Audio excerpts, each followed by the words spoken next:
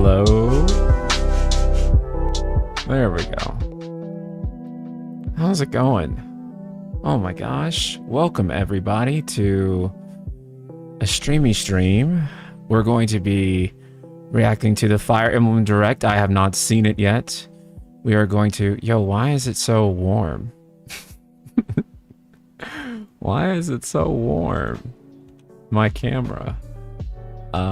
Let me check the white balance. Oh, it's like way fucked up.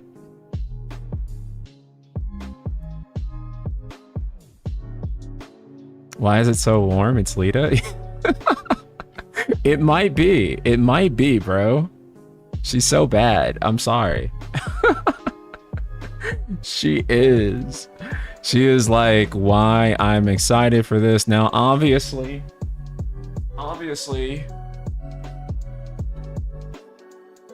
motherfucker kind of looks like me. Just a little bit, right? Maybe a lot of bit.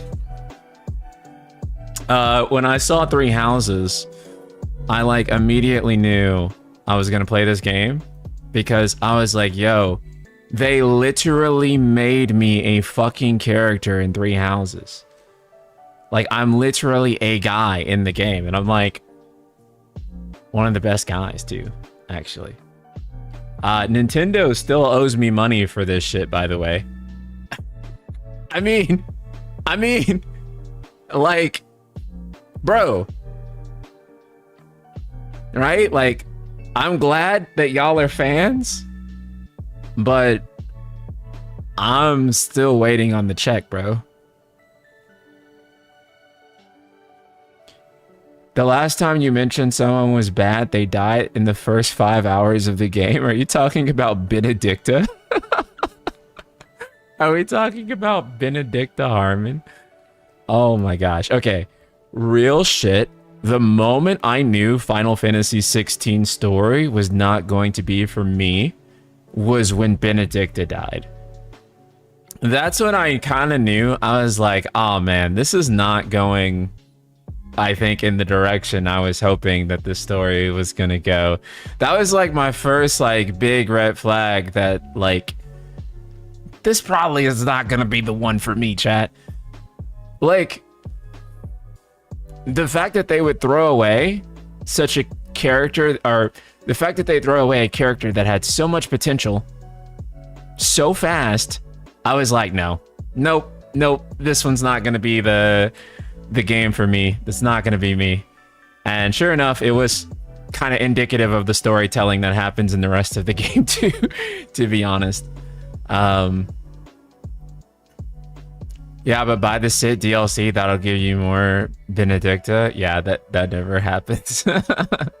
That's when I knew that I was like, because I thought they were gonna actually like kind of explore in depth the relationship between Cid and Benedicta. I thought that was gonna be like a big thing. I thought that was gonna be an arc that we were going to go through, and maybe before Benedicta did die, like, there would have been some type of like character progression there that would have made sense and like would have fully explored the character before they died, but that actually didn't happen.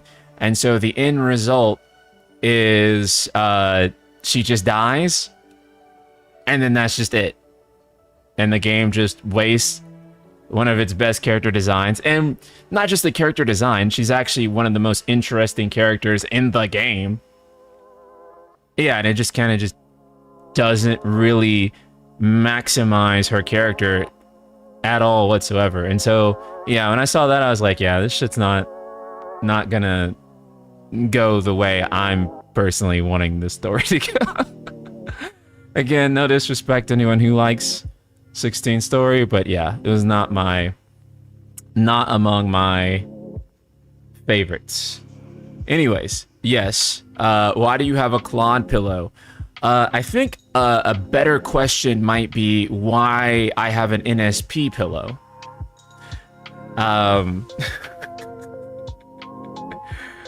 You know, or why Nintendo decided they wanted to put me inside of their game. I remember his cosplay. It was a good cosplay, by the way. Oh, thanks. Yeah. I need to bust that back out. Anyways, I love Three Houses. I was a big Golden Deer guy. I love Golden Deer. And I think I already know who I'm obsessed with in the new FE. We have not seen, I have not seen the Direct yet. So we're gonna look at the Direct first. After we look at the Direct, we're gonna go through the Kingdom Hearts news that's been happening. There's some rumors about D23 that are getting kind of interesting. It's looking more and more like D23 is actually going to be a fairly substantial event for Kingdom Hearts. And then we're going to go through all the Final Fantasy commercials. We're going to finish out that because we went through the live action ones. And then I'm like, let's just go through all the Final Fantasy commercials.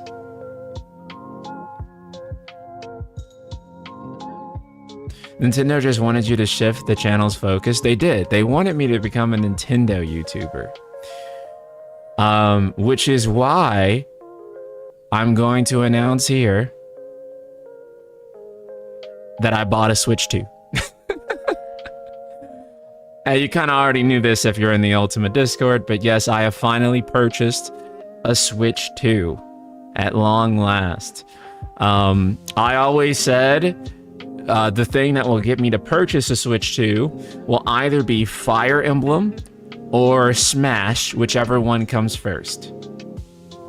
Because those are the two Nintendo things that just melt my brain, right? Like, those are the things I like, right? So I'm gonna like, okay, if I'm gonna do it, it's gonna be for those two. 3D Mario, yeah, like I like 3D Mario. I can hold off on that. That's whenever. Fucking Zelda even, like I kind of have to see. Breath of the Wild and Tears of the Kingdom are great, but I don't know if I'm like really like break my neck about a new Zelda. Like, I thought Tears of the Kingdom was kind of like a little incremental to Breath of the Wild, you know what I'm saying? And that was the point. It's a direct sequel, but I mean, like, you know what I mean? You know what I mean. You know what the fuck I mean. So, just say talk was mid. It was talked, you know? Okay, so my only thing about Tears is that for as long as Tears took, why didn't y'all just make a new Zelda? I'm sorry. They took like, what was it, 6 or 7 years to make it? Like, Majora's Mask was like 1 year and they made a completely different game and it was so much faster. To be fair, COVID happened. That's true. That's entirely fair. And I hope that's why. I hope that's why it took so long. I think Tears would have been much better received, at least for me personally, and I think by most of the community, if Tears came out like 2 years after Breath of the Wild, 3 years after Breath of the Wild, right? But it took a whole ass fucking generation, and like all it was more Breath of the Wild. And it felt like, what the fuck?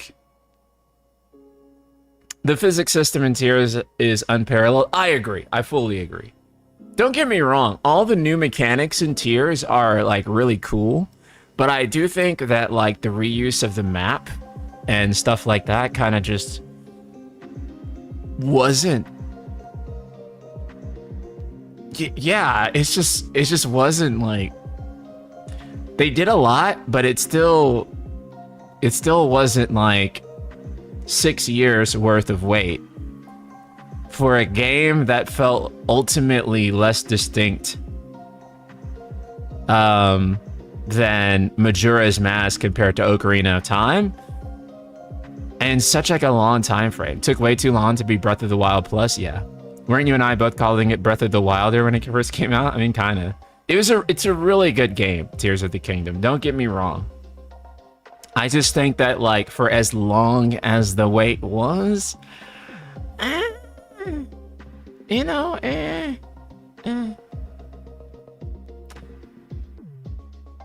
So yeah, could have really been better on a lot of fronts. I hope the next Zelda is really interesting, really big shakeup. Obviously, they're going to continue the open air formula, which I think is good. I think they should do. That formula still has a lot of gas behind it, but I think they need a new map, new setting, a new Hyrule, and obviously some new gimmicks that they'll invariably come up with. But yeah, maybe because you know Zelda always changes art styles, so I kind of look forward to seeing what the next Zelda look is quite a lot. I know some people probably do want it to just look like Tears of the Kingdom, but I guess I grew up with Zelda games changing art style every game, so I think I'd be like a little disappointed if the next mainline Zelda just looked like Breath of the Wild. Right? I think that the progression of the 64 Zelda games to the GameCube Zelda games to Skyward Sword to Breath of the Wild and Tears is like really cool. So I would love to see the art style evolve again even further for Zelda. Do you think Ocarina of Time Remake will be multiple games? No. Ocarina of Time Remake will not be multiple games. There's just no way. And I think that's good. I think everyone loves that. I don't think anyone is going to do a multi-game remake ever again. Including Square. They basically said as much. 7R was the first one to try it, and I don't think its success is ultimately warranting of doing that again. But I also think for most people that's probably like good. We do not need to like do multi-games saga. So ultra realistic Zelda with DLSS 5 would be a nightmare. You know what's really funny though, guys, is that Ocarina of Time Remake, I think people look at it and they think, oh man, those ultra realistic graphics sure are ugly. But the thing of it is that people back when the GameCube was coming out, they unironically expected Zelda to look like that. Which is why Twilight Princess shifted back to a much more realistic adjacent style, because that's what people were wanting at the time. People were very disappointed by Wind Waker. Wind Waker kind of aged up. It appreciated in value as time went along, but people were actually very disappointed with the way Wind Waker looked when the game first came out. So, in some ways, I think makes sense. Cloud Strife, thank you for the Prime sub. Thanks for being with us for 42 goddamn months, bro. Yeah, revisionist history to say people never wanted Zelda to look like this. Yeah, people hella fucking wanted Zelda to look like this. And if you don't remember people wanting Zelda to look like this, you're not old enough to comment. You are literally too young to leave a comment on this one, because you literally don't know the history. If you know the history, you know that actually people demand it for like a ultra long time for Zelda to look like this. I'm not saying that it should look like that, by the way. I'm just saying that like it's not new. People actually, for whatever reason, whether it be good or bad, have actually wanted it for quite some time. That's another thing too, is that people will argue that, well, look at Twilight Princess, and you look at Twilight Princess, oh, Twilight Princess is stylized, right? It's not realistic. And it is stylized, but we actually interpreted it we interpreted it as more realistic at the time. As strange as that sounds, we look at it and we think, oh, that's realistic. And part of that sometimes is the art choices, but sometimes it's like the limitations of the hardware, right? Like if you look at FF8 now, you don't think FF8 is super realistic, but at the time, and what the PS1 and what CG technology was capable of, we all thought that FF8 was the most realistic looking game ever at the time. So realism in video games can kind of be relevant. And sometimes art style was used to compensate for what they couldn't make realistic. So Giant Monkey Butt, thank you so much for the super chat. Old head here. I remember everyone hating Wind Waker because it wasn't realistic and praised Twilight Princess. I'm very happy with the Ocarina of Time remake look. Yeah, people fucking went insane. I have a good buddy, and he always tells me that Final Fantasy VII Remake should have been stylized. And I have to break it to him every single time. I'm like, there is literally no way in absolute fuck. There is just no way that people would have let Final Fantasy VII Remake be stylized and thought that was okay. People would have bitched all day, every day. They would have been like, Square Enix copped out. They should have made it look like Advent Children. What did they do? They fell off. Instead, they tried to make it some like kiddie, like teenager thing. Instead of making it for us men in our 30s, they comped out. Like there was no choice after the introduction of Advent Children to make FF7R, a remake of FF7, look like literally anything else. It was not an option. They had one fucking choice. People wanted Advent Children FF7R before I started using the internet. Right. Advent Children was 90% of the catalyst behind remake Final Fantasy VII because people saw FF7 looking like that. And then they were like, oh shit, bro. What if all of Final Fantasy VII looked like that? So the idea that FF7 could have used manga graphics in the way that the original FF7 uses manga graphics is not rooted in reality at all.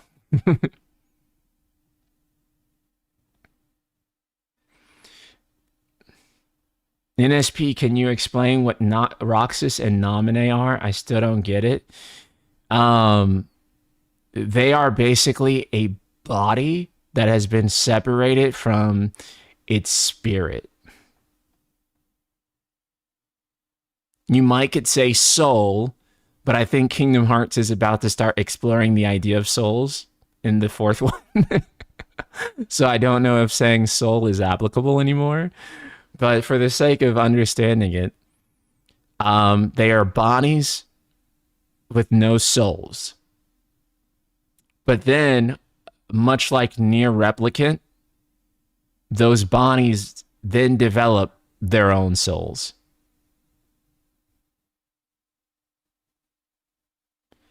Actually, I don't even know if that's accurate. Because Sora's physical body still exists.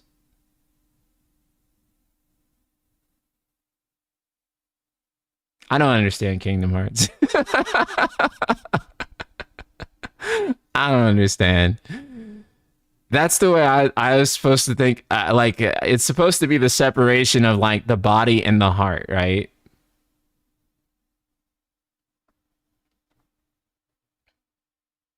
That's what I thought it was supposed to be. I thought heart and soul meant the same thing in KH. I do too, but now I'm looking at Kingdom Hearts 4. And I'm thinking that that's not the case. Yeah, when your heart is taken, the husk left behind becomes the nobody. Right, but then why does Sora still have a body?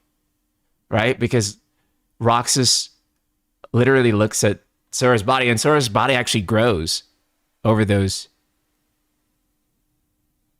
years.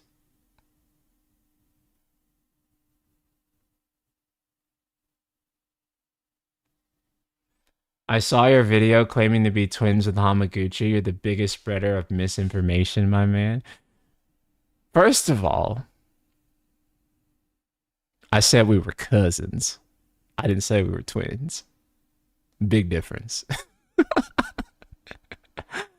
All right. And that's a fact. Look it up.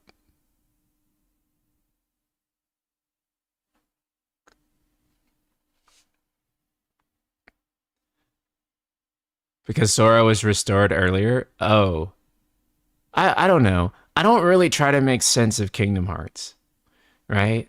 So I kind of just take Kingdom Hearts for what it is and what it wants to tell me, which is vibes and good times and cool aesthetics and stuff like that. So if you want me to be able to make sense out of Kingdom Hearts for you, I don't. And I we've discussed this before, but I think trying to make sense out of Kingdom Hearts is like the least enjoyable way to experience Kingdom Hearts.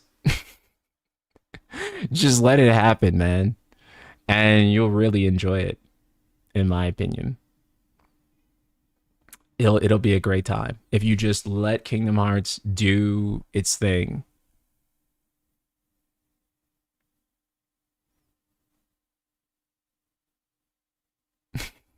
Okay, let's go ahead and pull up the Fire Emblem Direct. I have not seen it yet.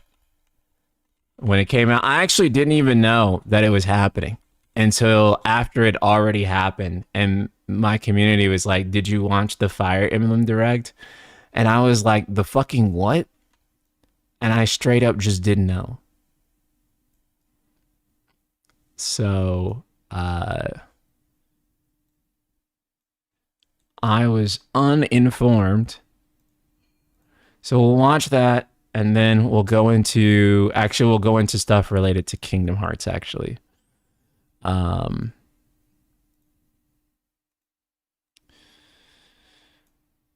See, theater mode. Dang, bro, I ain't even cropped the window yet. Let me crop the goddamn window first, because I feel like this shit changes all the time. And I'm always fucking it up. But, fit to screen. And then I fucked up a little bit on the, shit me, fuck.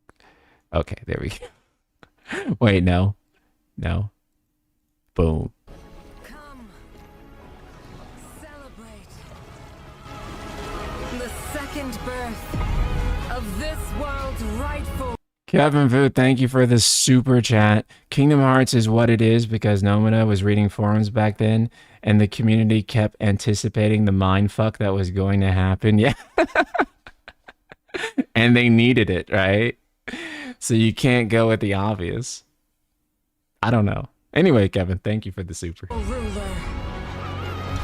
At the advent of the underworld.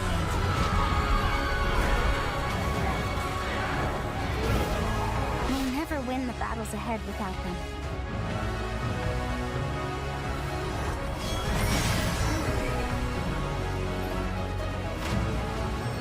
We need as many as we can recruit.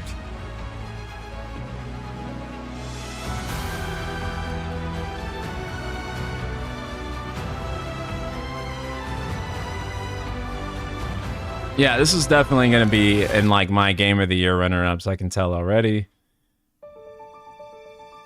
100%. Again, this is my first time watching the Direct. I haven't seen it yet. Peak of prosperity under the rule of the gods. In the capital city of Daxian,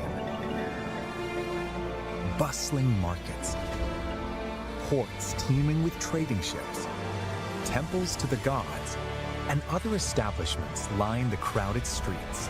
This is also where the heroic games are held in tribute to Dagda, the Empire's first and founding king. The heroic games!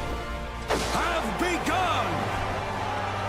It's said that Solel, the current ruler, will grant one wish to whoever wins the game.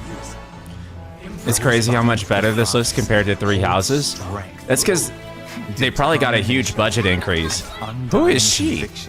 They refuse to She is so bad. I've seen pictures of her with the gun, and she is so... The story revolves around 4 But my heart is here, bros. The heroic games. Who My heart is here. will determine how the narrative unfolds as they fight for glory. Kai is a young boy living in the peaceful village of Ribera. On his 15th birthday, his father is imprisoned beneath Daxian for crimes committed. I'm sorry. I do think that is actually kind of fucked. Need I elaborate why? Anyways. In hope of a peaceful life as a family, he sets out with his childhood friends to win the heroic games and save his father.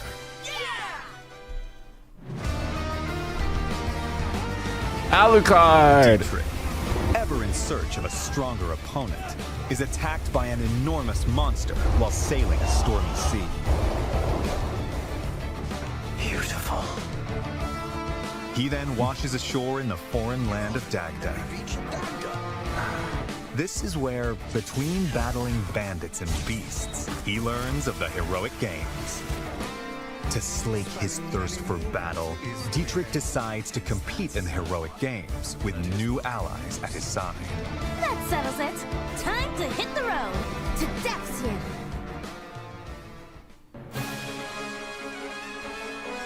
I mean, a strong contender, Ceramus in the south, but Theodora represents a not culture that worships the my keeper number of one. death and night, a goddess loathed throughout the lands. Hey, warm-hearted, I think. Yeah, warm-hearted. Thank you so much for the super chat. This FE Direct made me hype for the game 1000% more. It looked like it'll become real good, dude. It's the first of all, like the graphics leap, right? Between this and like Three Houses, fucking crazy. So insane. Production quality too. I'm like, damn, dude, they're really throwing the whole Fire Ussy into this one. It's crazy. Swearing to restore the honor of her goddess and defend the faith of the people and the peace of her kingdom, Theodora leads her veteran retainers into battle with the goal of winning the games.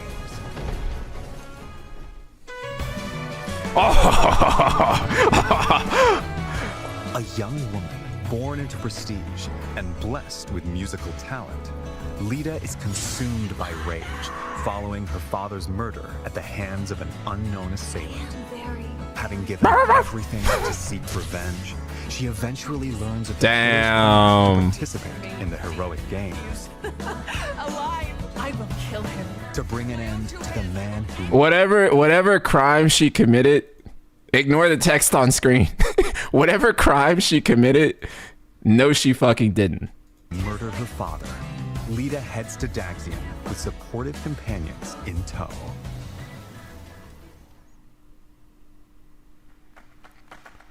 I'm sorry, Theodora, but I won't be letting you take the victory today. If victory is decided by conviction alone, then I think it shall not be up to you. Honestly, though, I mean, yeah. I have burned to duel you, white-maned demon. I think he's beautiful, honestly. I like that he's Alucard. Like, he's just literally fucking Alucard, and for no goddamn reason, he's just Alucard. I think that's awesome. Yeah, he's great. But I'm sorry. Failure is not an Oh option shit! for me either. But he is not this great. He's not this great. This is just like a cook. right? Like, and I'm talking about generational character design for me. Like, absolute cook. Like, I don't know, man. This is like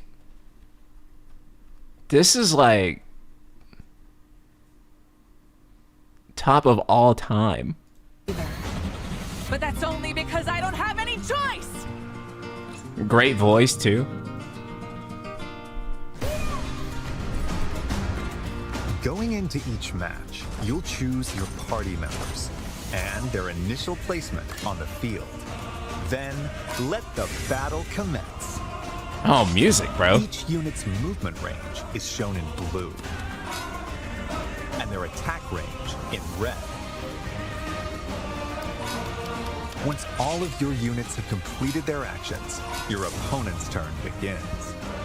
You'll take turns moving and fighting across the map as you engage in fierce combat. Victory includes defeating the opposing leader, among other conditions.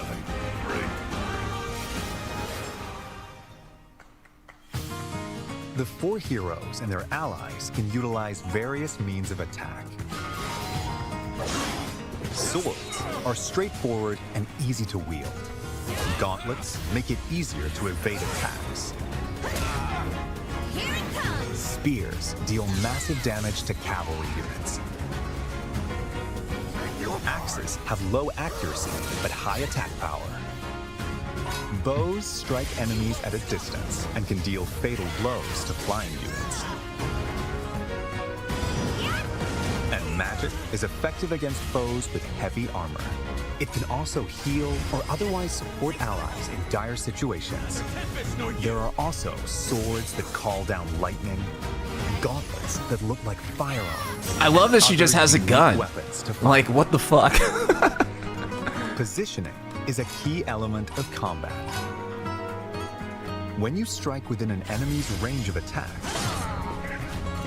they might counterattack. Consider attacking those equipped with close-range weapons from a distance, and get up close and personal against long-range opponents to avoid counterattacks. The terrain can also give you an advantage, while adjacent allies can receive buffs. Take advantage of the situation to control the battlefield in your favor. Combat arts are attacks unleashed at the expense of weapon durability. There are attacks with greater power. Man, visually, this is so nice. Like, Or other the graphics are advantageous effects. actually good. So use them in decisive moments. There are also special moves that consume your soul in exchange for power, called Blaze Arts. Kai releases a burst of otherworldly power from his hand to cast flames in a wide area. After moving, Dietrich's ink-black cloak can warp him to locations on the battlefield that aren't easily accessible. Theodora uses the power inherited from her ancestors to rend the earth and hurl it at foes. Feeling. Lita plays her Vihuela to buff allies, summon a powerful monster, and more. These special moves can turn the tide of battle, but at the cost of the hero's health points. Additionally, if your allies fall in battle, I think I need a break. you can turn back time. After each move, you can rewind to any previous point in battle, so don't be afraid to rethink your strategy if things don't go as planned. Yeah. We gonna be doing a lot of that. Based on their class, such as Shido, who are skilled with swords, Bardingers, who fight on horseback, and Bishops, who use white magic, a unit's abilities can change dramatically. The weapons they can wield and their range of movement also vary. Classes are divided. The music is into great, by the beginner, way. Specialty, and advanced tiers. Beginner classes are the foundation. Gladiators excel in handling weapons. Diviners can wield magic. and Orneus riders can cover more ground. There are 5 beginner classes in all. Specialty classes have more specific abilities. Armored knights boast ironclad. I can't believe a Fire Emblem game looks this good. It's actually kind of crazy, man. Leap obstacles This is and cover long distances. While like when you look at like 3 charioteers can houses strike and multiple enemies in a engage straight line. compared to There are this, over it's like 10 to damn. attain. Advanced classes are masters of their skills. Cataphracts have the mobility of horses with the defense of Platinum skills. I played heavily armored Xenoblade. units. Guardians are skilled with both spears and white magic. Plus other classes that possess a combination of strengths. You'll also find the overwhelmingly powerful elephant riders and other classes that fight while astride giant beasts. You defeat me? Damn, I want to replay 3 houses now. Between matches, you'll have time to get ready for what's to come. You'll receive some useful intel about your next opponent. So use this information while exploring Daxian, or venturing off to improve your team's prowess in battle. See, I kind of wonder if, and maybe this is addressed later, but like I'm kind of wondering if there's almost going to be like a time skip or some other kind of thing, because it seems like, oh, this is all peaceful and we're in this hub world, and then I'm thinking that, yeah, that there's like going to be events that happen later, and obviously this is not going to be so peaceful. Yeah, this is in the same world as 3 houses, so some characters will return. The time is yours to spend. So delicious. Let's look at some of the things you can do in Daxian. The Arena Plaza is where you can receive additional training once per week in the time between matches. As your skills improve, you'll learn new moves to use in battle and be able to wield increasingly stronger weapons. On match days, you can watch battles between other participants unfold to research your opponents.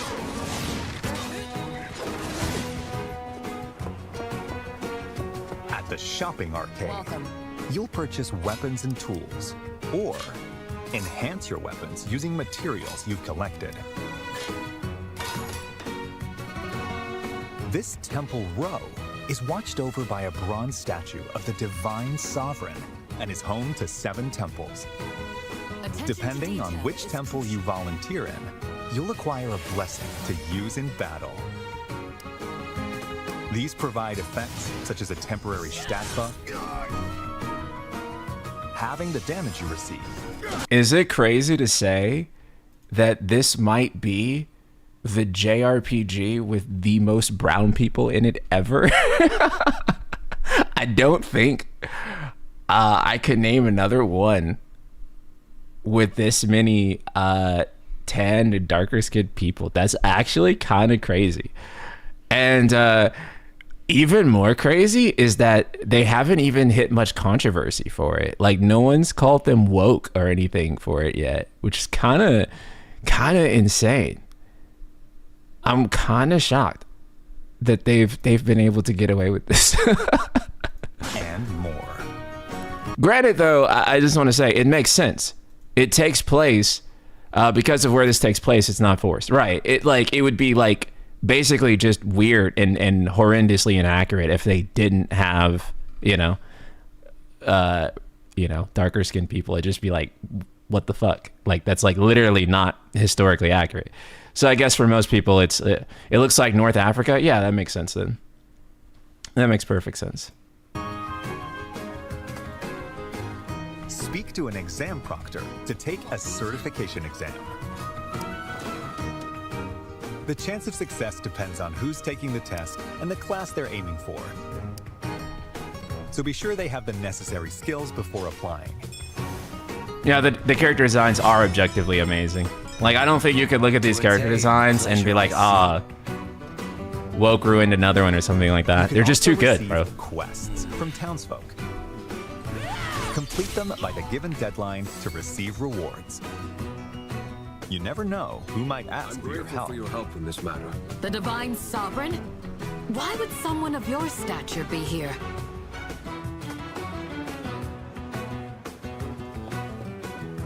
You can also recruit powerful warriors you meet in Daxian. Even if they turn you away at first, try giving them gifts. Appreciate it. The spirits Or invite them to share a meal. That might be enough to win them over. At inns, not only can you lodge and eat, but you can let time pass to gain experience and gather materials automatically.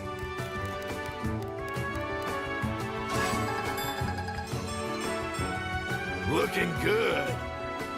Characters who've grown close may converse and show their support to. I like that her name is like literally Esmeralda. Also she's like really cute. I would like I would pin her more for Hatsune Miku, but yeah. She is really horny for Dietrich. I mean, she's just a woman of taste. Look at him, bro. You would fall too. Each other here too. Oh, and can I get a raise? Miku from Brazil, low key, bro, low key, yeah. Thanks, Kai. I came here to say I was pulling for you, but it went the other way around. As your journey continues, you'll gain access to even more. Go back. But it went the other way around. As your journey continues, you'll gain access to even more facilities. Wait, first of all, actually, what's going on with her hair? You'll gain access. Like, what the fuck? That's actually kind of crazy. To even more facilities. Remember this for a long time to come.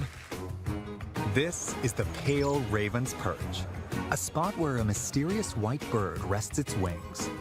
From here, you can swap to a different hero. Progress is saved for each of the heroes, so playing through all 4 of their stories in parallel is an option. Wow, that's very cool. So it's not going to be like 3 houses then, where you got to start like another save file and go through all of it. You can play as all of them in parallel. That's pretty fucking cool. It's a big improvement over 3 houses, 100%. When you venture outside of Daxian, you can explore areas across the continent. Time passes every time you move, so plan your expeditions carefully. Visit towns to purchase local wares, Anything you'd like? or gather information that could be useful on your adventure. Travel with your allies to improve everyone's abilities in battle. World map FF could Enemies never, will I know. randomly appear on the world map. When you encounter one, a skirmish will begin.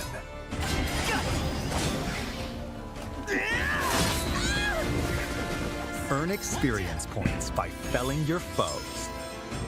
You'll also find dungeons, where you'll collect materials for strengthening weapons, along with other treasures. Damn, that's so cool. When you encounter enemies roaming in a dungeon, a turn-based clash that differs from What? battles will begin. I suppose I must. In clashes, you can perform attack combos with your ally. What?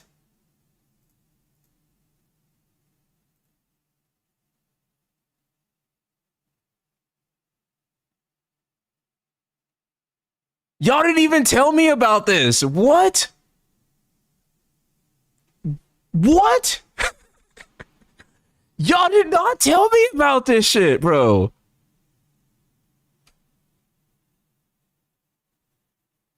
No. They got a whole ass Final Fantasy in here. They got world map and turn-based battles. Oh man. Final Fantasy Emblem. Let's go. Holy shit. Y'all didn't even tell me, bro. Plus, each of the 4 heroes can use abilities that are unique to them. For instance, Dietrich can flush out enemies in hiding, while Theodora can Bro, this is great. This is actually funny. It's hybrid combat. Yeah, it's a hybrid between turn-based and Turner-based combat. SRPG combat and like 3 motherfuckers standing in a row combat. It's a hybrid of those two. It's turn-based and turn-based. Let's go, bros. We're so fucking back. recruit soldiers in towns and send out her assembled troops to gather materials or deploy them in battle. Will not miss this chance. Need some help! Make the most of these commands to enhance your power of battle.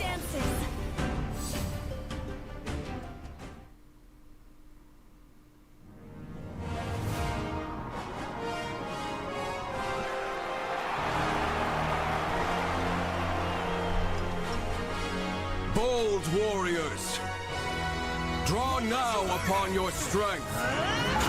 Hold fast to the devotion in your beating hearts. For those who stand upon the final stage, I shall grant whatever wish you may desire. So say I, the Divine Sovereign, that I vow to you. People of Daxian, hear me now as I declare that the heroic games have begun!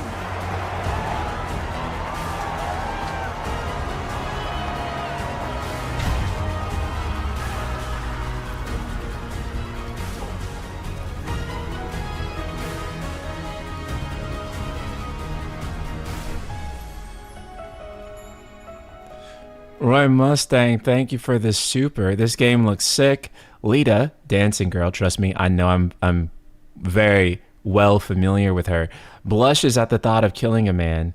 She is single-handedly making me buy the Switch 2 and this game. She single-handedly made me purchase a Switch 2 yesterday. It's on its way to my house now.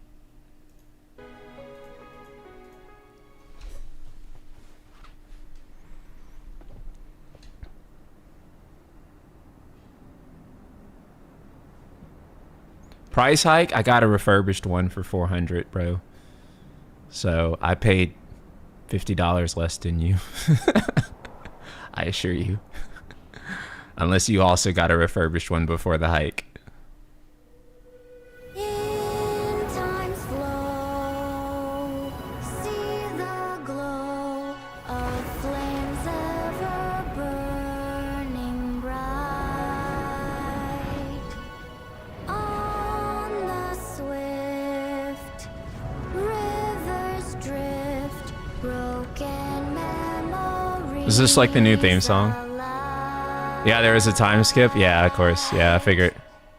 Sothis. I see that my song has finally reached your ears.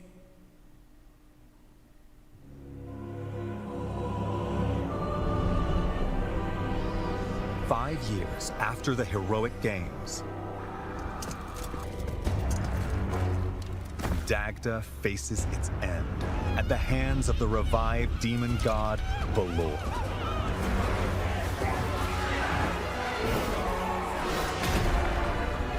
Is this like the worst part of the Even trailer? 4 heroes who played a significant role in the heroic games have vanished. To confront the situation, the progenitor god, The years Sothis, were long. calls down a single soul.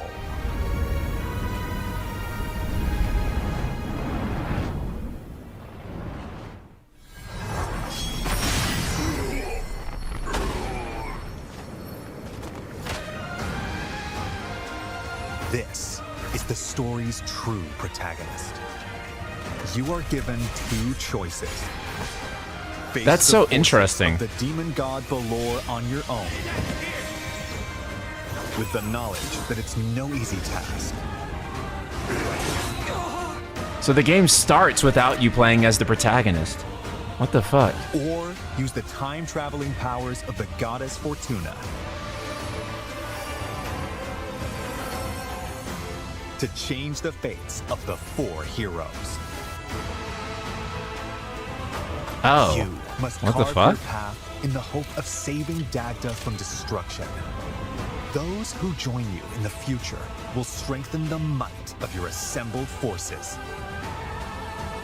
This is where your story begins. The end of the world at the hands of the demon god. Yeah, okay. I get where people are like, hey, yo, why'd they kill the vibe? Can't we just have normal war? You know? I get it. I get it. That's kind of like a weird direction for the story to go. Yeah, that explains the namesake to Fortune's Weave.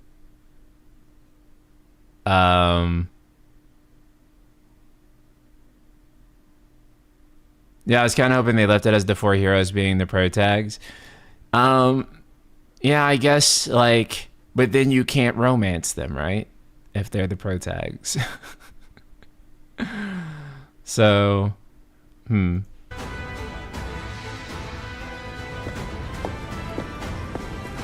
Which path will you walk?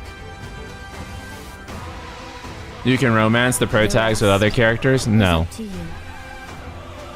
She's made for me, bros. Fortune's Sorry. Weave launches September 17th, only on the Nintendo Switch 2 system. Pre-orders are available now on Nintendo eShop. The Fire Emblem Fortune's Weave Dagden Collection, which includes a 150-page art book, 12 character art cards, and more will be available the same day.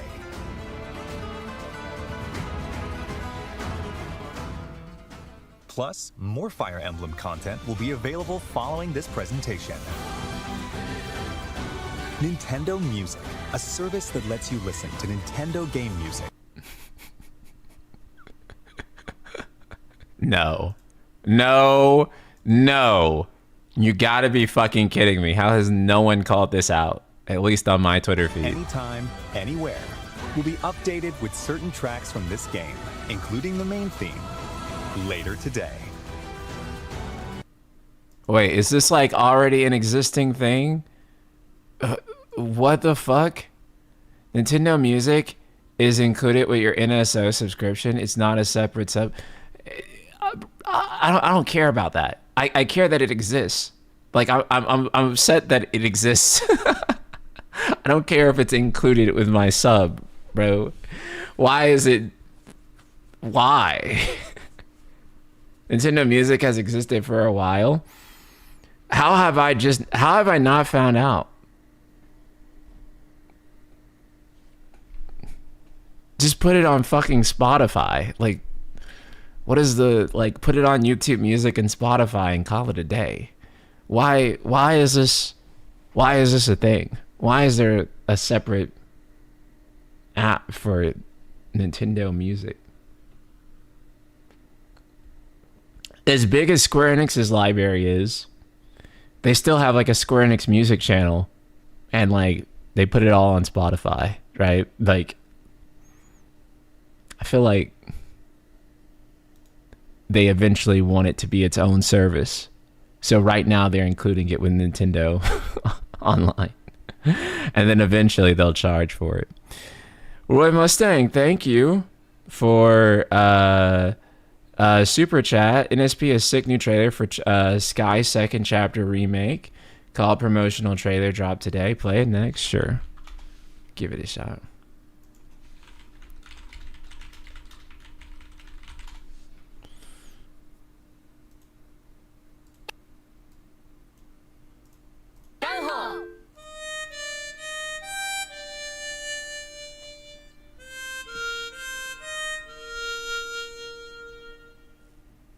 Wait, don't watch until you beat first chapter? Oh shit, really? Is there spoilers?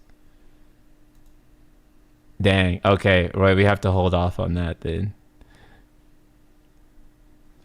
I still have to finish the last chapter of first chapter.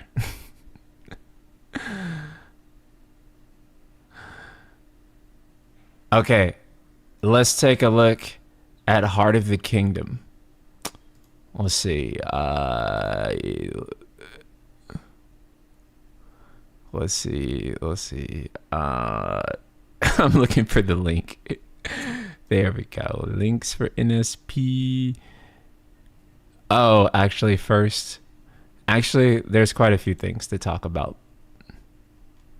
So let me first start with this, because I'm really looking forward to this game.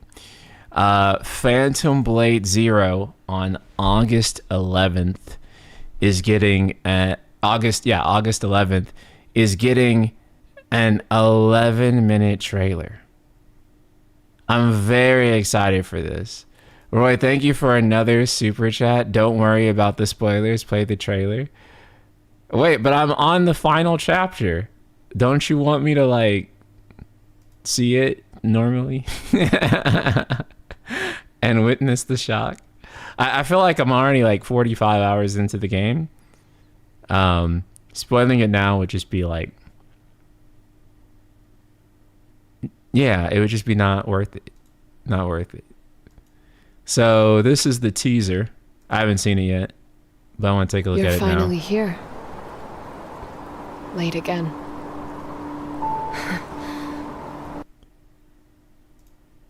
Game of the year, by the way.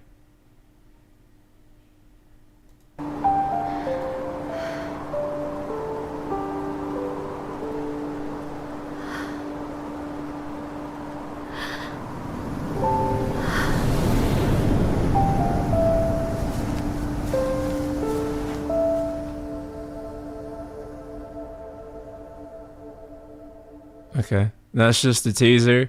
It's just her. Granted, that's a pretty solid teaser for me. The full 11-minute trailer comes out on the 11th itself, and we're greatly anticipating that one. Next up, we got to talk about this shit.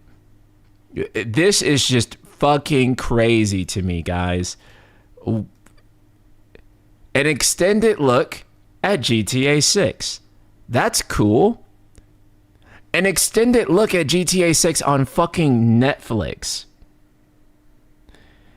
I don't think, at least as far as I know, this has ever happened in the history of gaming. Like, yeah, pay money to watch our marketing, basically, right? Because you need a Netflix subscription to watch the latest GTA trailer. Someone's going to upload it the minute it comes out? No. Well, I mean, okay, let's dial that back. Because they've said you can react to it.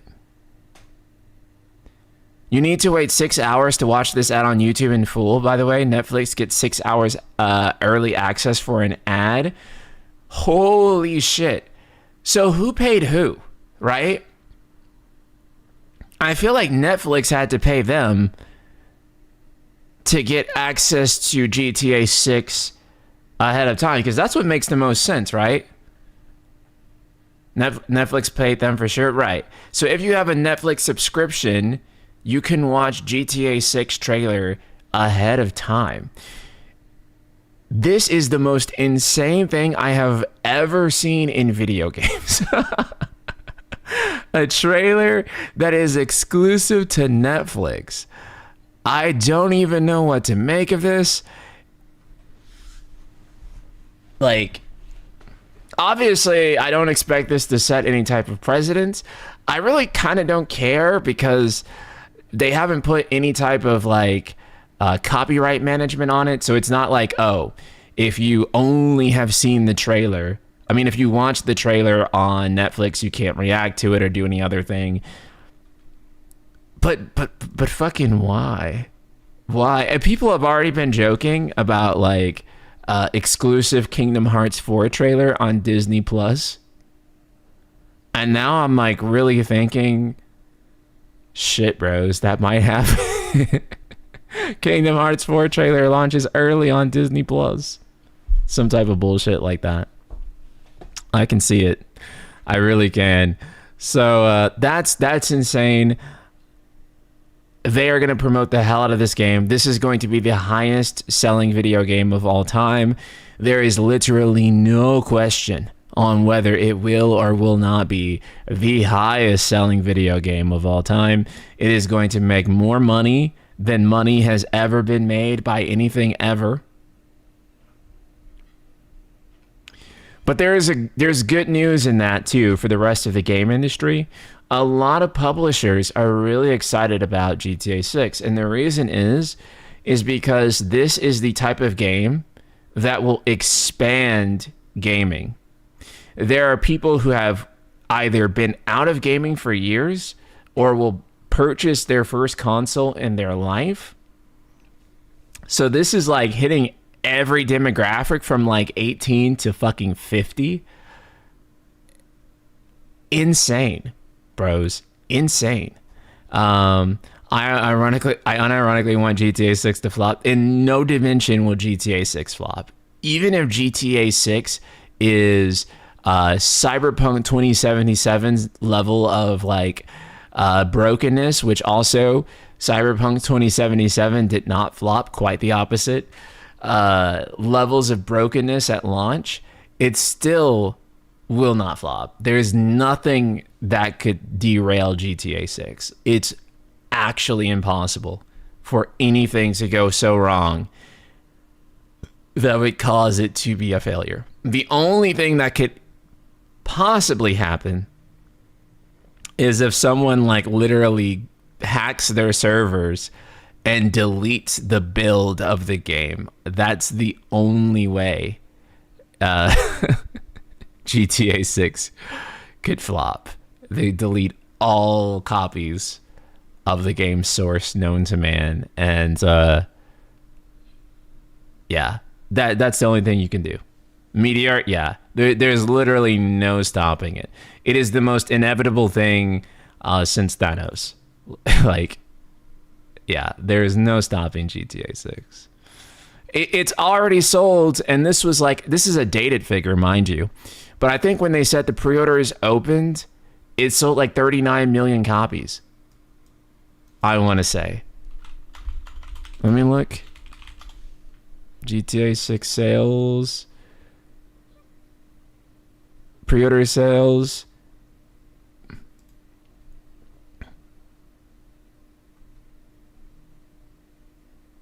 Oh, that was fake. Okay. There's a community note on it now. Okay. I thought I was tripping. Anyway, I know it won't. I continue to say as much, but still, I genuinely believe for the longevity of gaming as we know it, GTA 6 needs to fail. No, it's the exact opposite. What are you saying? GTA 6 needs to be an utter success. Do you know how many, like, people in the industry are really hoping for GTA 6 to be a massive success? We're in a mature market. GTA 6 is quite possibly the only thing that can make this industry see growth right now in a profound way. So GTA 6 is actually fairly good for the game industry. The only thing that the only precedents that it's setting that people are not fond of are, one, digital only, but Sony kind of like, you know, already ripped the band-aid off on that one and pushed it more than anything else. And the other thing is it being $80 instead of $70, but Nintendo has already ripped that band-aid off before GTA 6 did. So I think crossing means it'll push other publishers to charge a lot. I mean, they already it's low-key 100 and not 80. Where is there different, like, what do you get with the $100 version or like with the $100? Like, where does that come from? I'm actually asking because I genuinely don't know, by the way.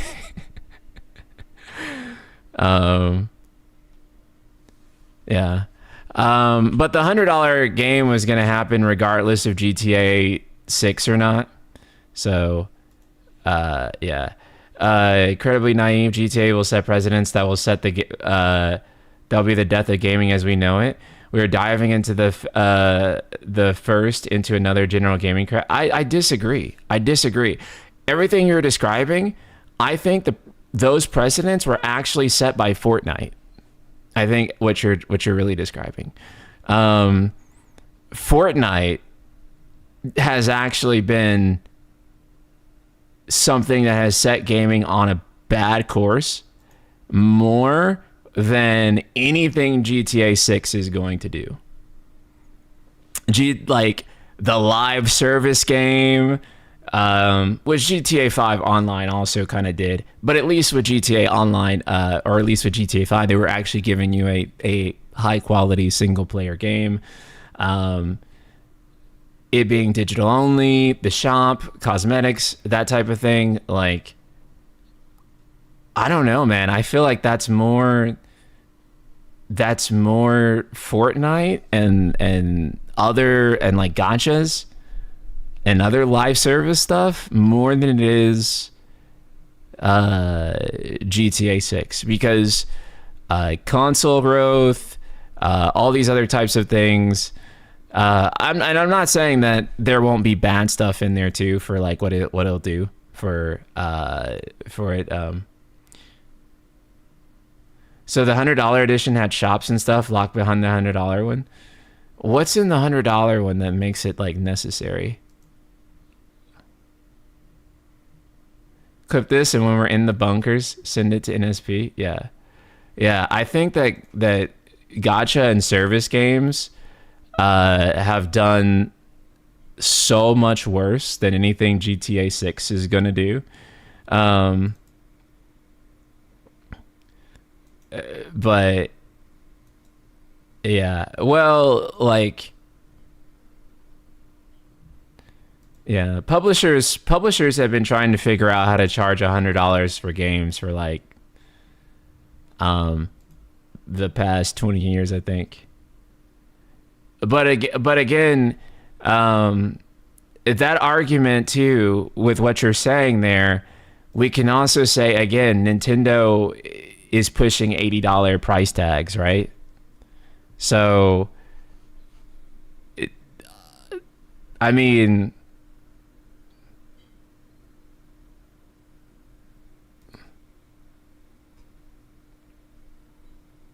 and the base version of GTA 6. Let me look up what the $100 edition actually comes with.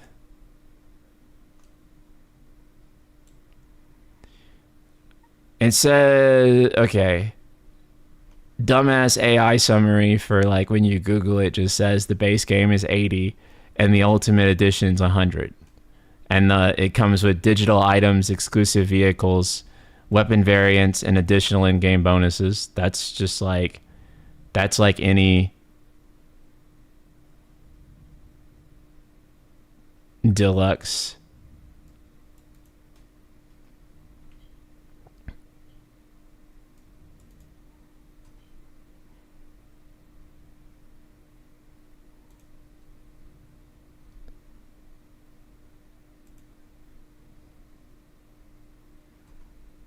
I don't see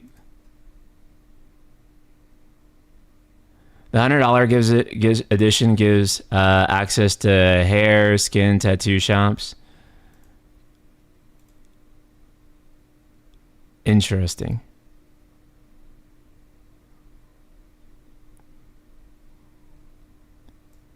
This is also interesting. Because people are actually spending money on the $100 edition. But again,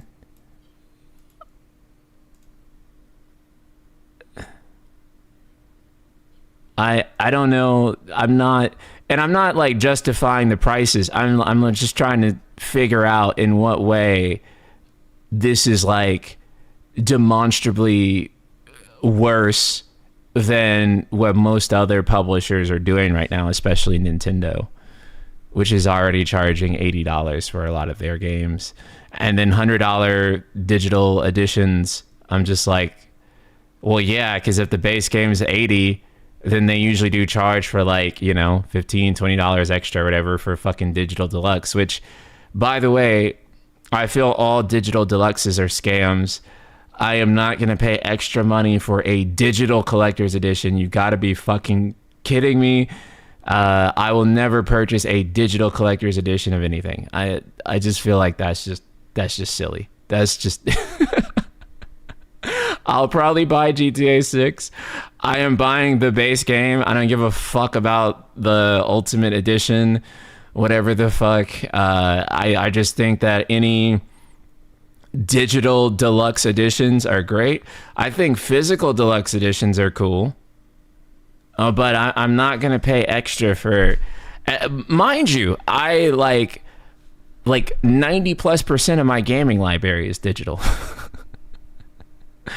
I mostly do digital, and most of that's because I'm a PC guy, right? But like, but so as someone who mostly plays games digitally, I will not buy a fucking digital collector's edition. That's fucking silly. Physical, yes, right? Because it comes with some interesting things that are cool. But digital deluxe is just paying more money for a game. Like, that's it. That's it.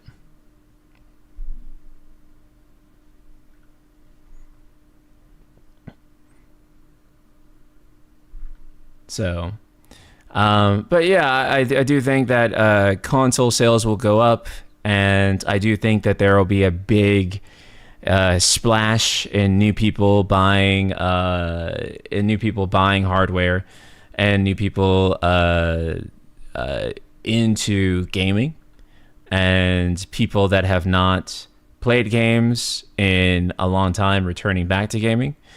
So I think it'll actually have a net benefit for most other developers whenever it launches. At least that's what most of the people well connected in the industry have been telling me, that that's their hope for GTA 6. So it's not just my own diluted take on it. It's me listening to people I trust and their assessment on what is happening and what they and why they think it'll be good, Crossy, and not just like me huffing copium thinking brand new capitalist product will somehow be good for people. Be good for, like, you know, the little guy necessarily. But however, a Titan can come in and expand the number of opportunities for people if industry growth, which ultimately translates to people buying more games, because once they own the hardware, they will invariably or inevitably buy software to expand it.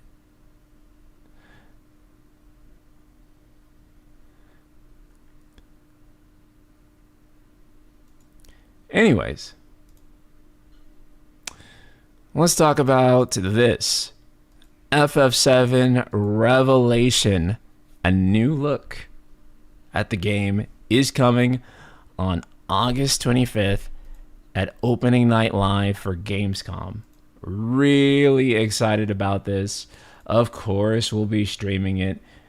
August 25th is on a Tuesday, but that shouldn't be a problem. 2 p.m. Eastern. Okay, it'll be like 1 p.m. for me. Yeah, that'll be good. Yeah, we'll definitely be streaming this one. It's the first time Square has ever had a major game trailer at Gamescom opening night, I think. Yeah. Did they have one for 15? Long time ago. But I feel like they had something for FF15 at a Gamescom or something like that. I might be tripping. I don't know. Let's talk about Heart of the Kingdom.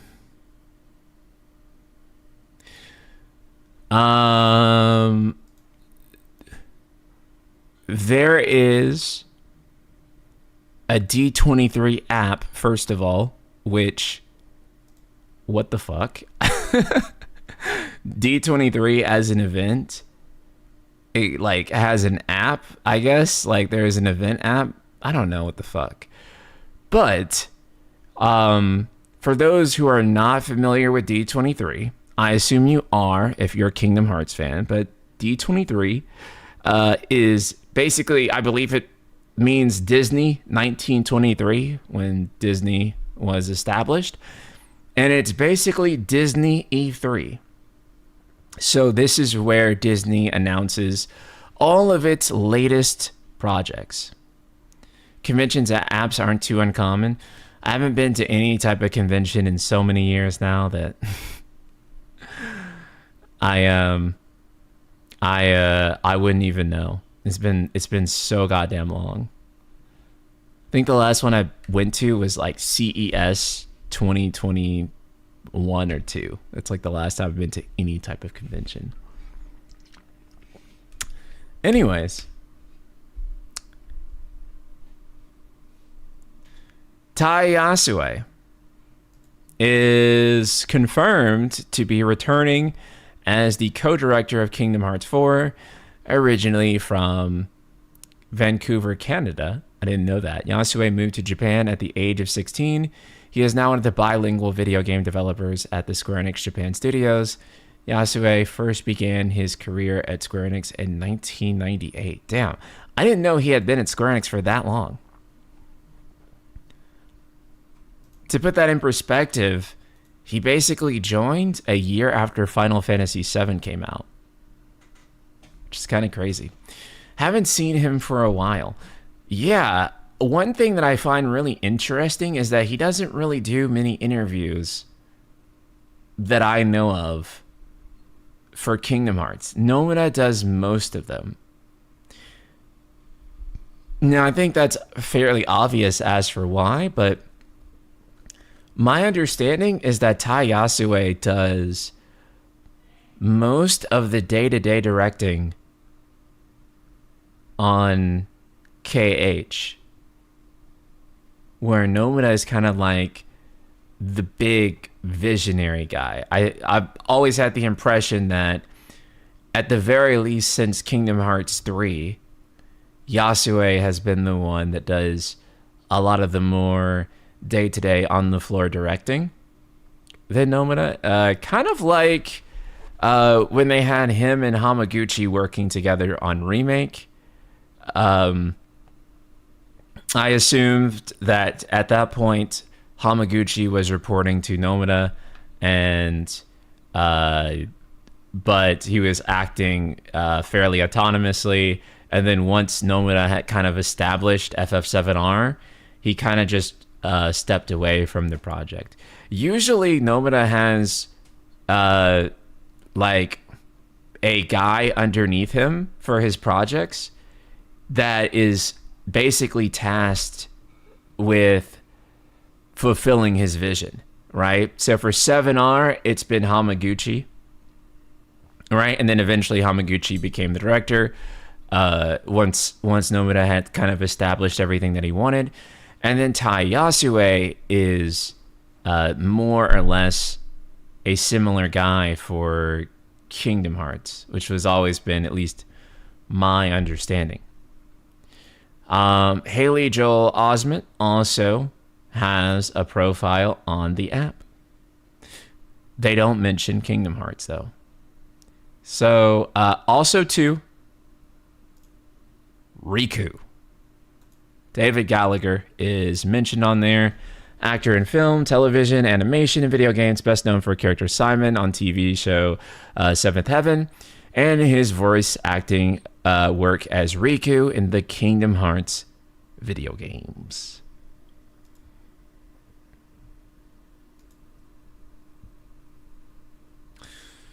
So we have Sora and Riku being there, and we also have the co-director.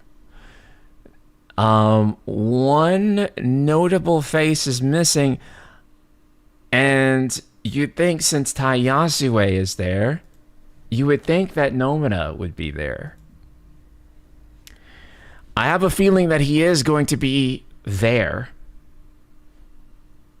He's going to be there in the same way that I'm in like your computer room or your office or sitting next to you like while you're working right now.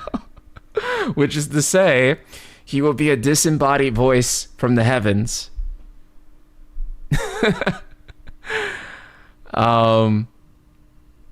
Which is actually going to be crazy because I understand Square doing that, but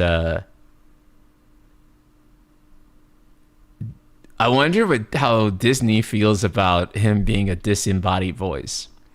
Pre-recorded message from Nomura. That would be cool. That would be cool. I do wonder, you know, you have to think about like what's been going on with him to not show up. If you're old enough to remember, he used to show up places.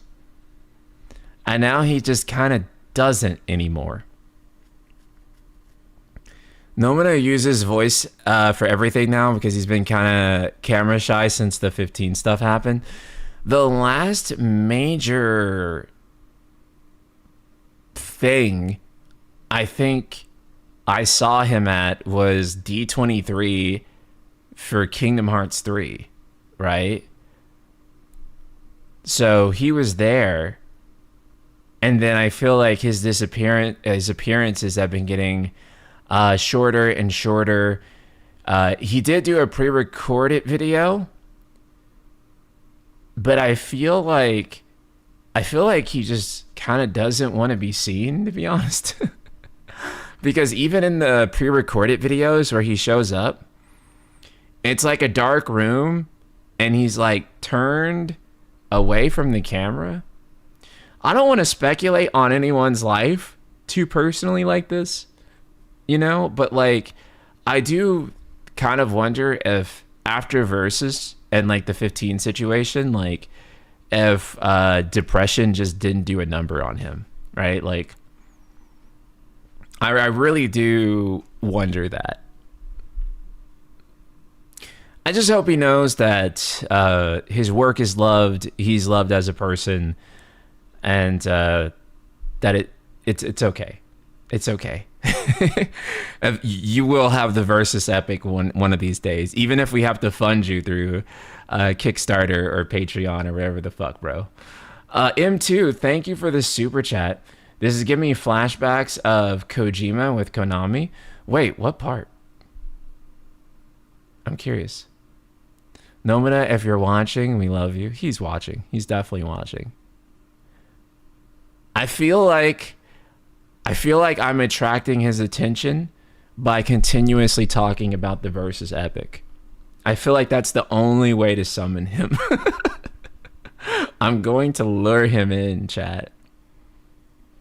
He recently took a picture for the Magic to the Gathering collab. Oh, that's true. He did take a picture for that.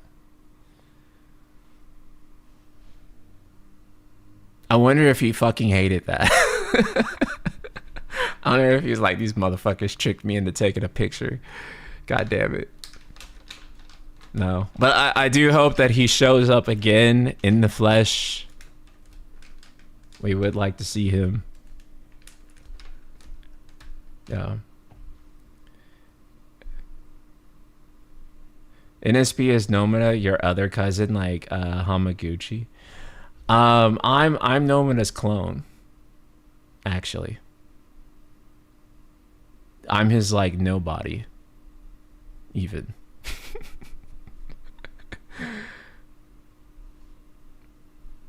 He split himself into a nobody and a heartless, which is why he's not making any appearances. I'm his nobody, and he conveniently made a channel called The Night Sky Prince to talk about how Versus was canceled.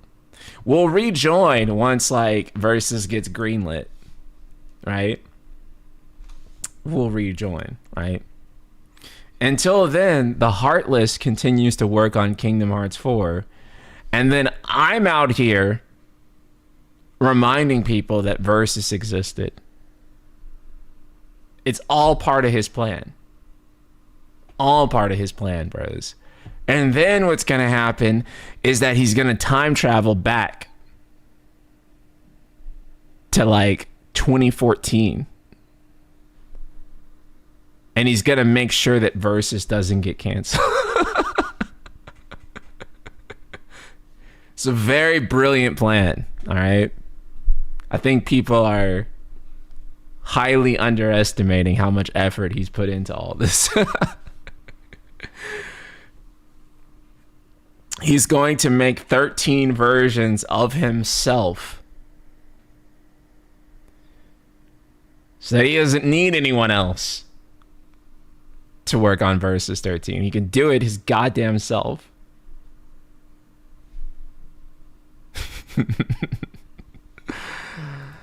Okay.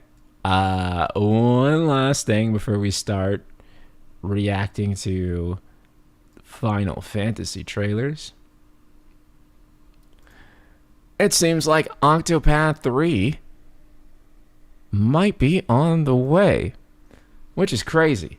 I feel like they are just able to put out Octopath games at an extraordinarily fast rate. Here is what Asano has had to say. HD2D, which was born with Octopath Traveler, has gained recognition over the past 8 years. I feel that it has spread considerably now. Octopath has also reached its 8th anniversary, and we are looking ahead to its 10th anniversary. I am well aware that expectations for 3 are the highest, but I feel a little sorry that I can't say anything at the moment. I am, of course, fully aware of the expectations placed upon me. I really do feel that way. I just wanted to let you know that. Look at this short to understand why Octopath is goated. Okay. Oh, wait. To whom that future of yours belongs. Why the fuck? I am Empress Takla of Groha. Oh, hold on. I know why it won't show up. Give me one sec. Give me one sec. Let me do something. I have to go into my settings because I think I have shorts blocked. So that when I go on YouTube, it won't be a distraction for me. Okay. And then you will see soon. hold on. To whom that future of yours belongs.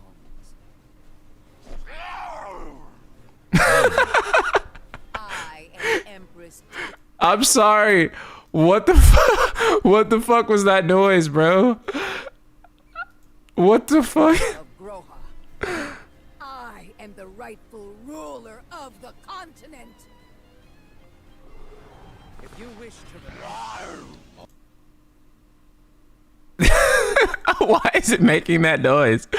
Also, this is some really incredible sprite work. God damn. Wow. Wow. This concept art, crazy. Oh, okay, wait. Is this like a streamer reacting to this? Were they the one making that noise? Or was that part of the game? I like literally can't tell. Is that Deborah Wilson? Wow. That's official VA? That noise? Really? That rawr? That was part of the game? I haven't played Octopath, so I don't know. Pretty sure that rawr was voice acting. That's crazy, bro. Why did it make that noise? That's so crazy. Oh my god. That's actually wild. Oh my god. What the fuck? I don't know about that sound effect. I just wanted to show you the art. The art is good. The art is incredible. But that sound effect like hit me so hard. Like I couldn't even like pay attention to anything else. Okay. It's time, bros. We're reacting to more Final Fantasy commercials. Let's go ahead and do it. Let me see. I actually didn't even look for like a compilation of commercials, which I feel like we should have. But we'll start. Actually, we'll start here. Out of the ashes of war blooms a love affair of the ages, an epic tale of a soldier and the free-spirited woman that captures his heart. Prepare yourself for the most riveting love story of the year. You will be mesmerized. You will be engulfed. You will need a PlayStation, a big screen TV, and a really comfortable couch. Final Fantasy VIII by Squaresoft. PlayStation. All right. One thing I miss about like 90s and early 2000s commercials was a guy talking like this. You're gonna need a PlayStation. That shit was awesome, bros. We need to bring that back. Why did we ever let that one go? That shit was so awesome, dude. That was the best. We should have never let that one go. Okay, let's continue. Final Fantasy X. Final Fantasy X is gorgeous and grand. So true. Absolutely mind-blowing. 100%. Yep. Incredible. This is what PlayStation 2 is all about. I'm sorry, because it is true. This game literally is what PlayStation 2 is all about. That is so true. Don't believe a word. Do you play it? I've done it. Final Fantasy X, rated T for teen, only on PlayStation 2.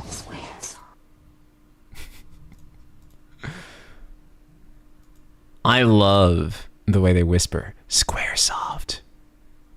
Damn, that shit is so Kino. You guys are talking about the honest games trailers on YouTube. Yeah, they bring that back. Like that's like basically what that was a reference to. Where in like the 90s and 2000s, you always had someone narrating a trailer and be like, in a world. Oh, we gotta look at the GOAT. Beyond the edge of reality. The best fucking commercial of all time. A story of war And friendship. A story of a love that can never be. and a hatred that always was. And now, the most anticipated epic adventure of the year will never come to a theater near you. Final Fantasy VII. PlayStation. I think this is the best aged trailer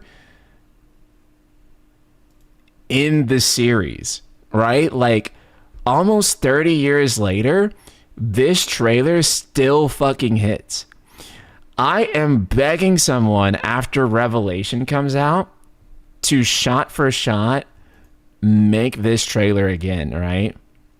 Because then we'll have all the necessary scenes. It's actually crazy because we don't have most of the scenes necessary yet from the project to even make this. It's actually insane how much of like disc 2 and 3 that they actually show throughout most of this trailer. Yeah, so my hope is that someone will shot for shot go through once the Re-Trilogy project is finished and essentially remake this trailer. This trailer is the peakiest of peak ever. There is just no trailer that can ever beat it. 30 years later, I feel like that is still the absolute GOAT. Let's look at this compilation here. Wait, we watched that one.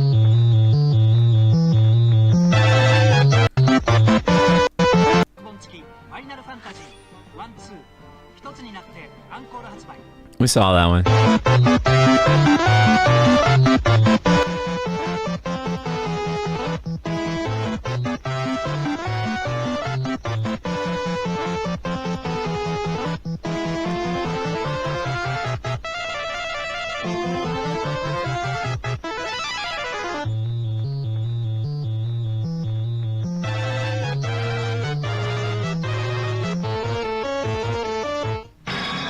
Okay, that's a terrible commercial. That's a terrible commercial, bros. Like, it's literally just them working on the game, playtesting it, and that's it.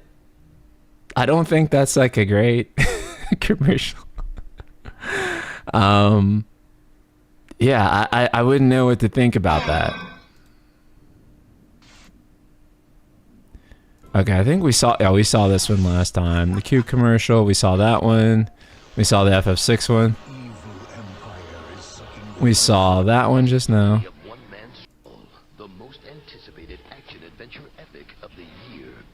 A story of one man's struggle to Final Fantasy. We just saw that one. FF9.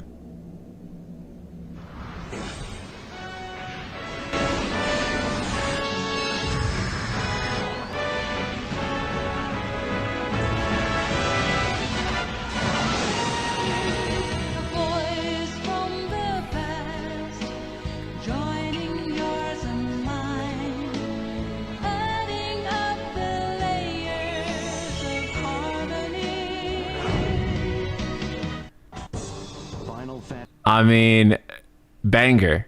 Really, really banger. Oh yeah, we need to look up the Coca-Cola FF9 one for sure. FF9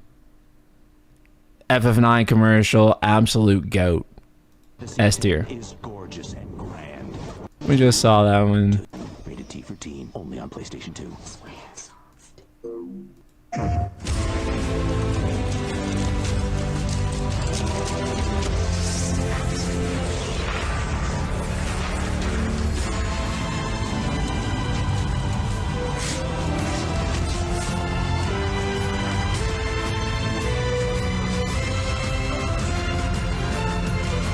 Final Fantasy XI Online. Rated T for teen. This is actually like, yeah. This is definitely going in the GOAT category. I feel like I may have actually seen this commercial as a child. I'm not really sure. But I do actually feel like looking at that, you'd want to play FF11. And then it's like, whoa, includes like a 40 gigabyte hard drive attachment for the PlayStation 2, which is crazy. 40 gigabyte hard drive for PlayStation 2 sounds like a lot of space for back then. To put it in perspective, they also did like a 40 gigabyte SKU of PlayStation 3. And like PlayStation 3 also had like the 20 gigabyte SKU as well. So it's kind of like for it to come out with a like a 40 gigabytes for PlayStation 2 is actually pretty crazy. I mean, yeah, Crossy, you can speed up FF9's combat nowadays with mods, thankfully. Rated T for teen. Rated T for teen. She will become the voice of hope.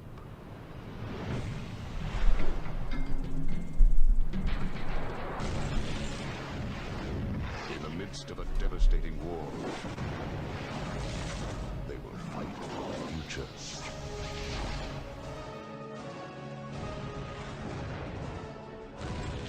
Final Fantasy 12.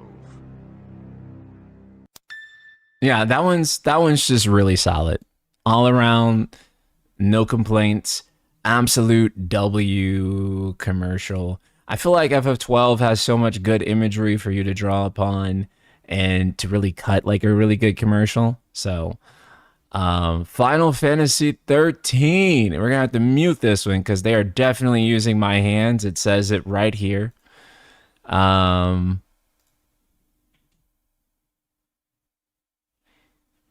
visuals of FF13 though, it's just obvious that you can put these visuals anywhere, and it was just gonna sell the game, obviously. It looks so good. The CG of Visual Works around this time was just top notch.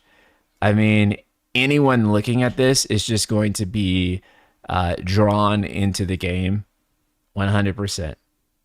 This is the era when FF went downhill.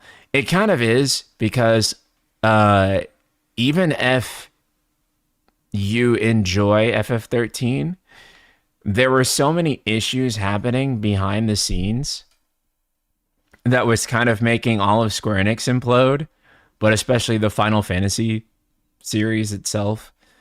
A lot of things were just really happening that were not good. A lot of those things kind of impacted this game's development as well. It's easy to see a different universe where this game wasn't as impacted, and it was a much better game as a result of that. Did X Factor ever reach this state? It was similar to Pop Idol? Yes. I'm pretty sure it did. At least because the name is familiar enough for me to recognize it. But I can admit it's not the game it was supposed to be, right? Yeah. None of the games built on Crystal Tools originally are. Like, none of them. Everything that they had planned during that era of gaming just was not the game it was meant to be.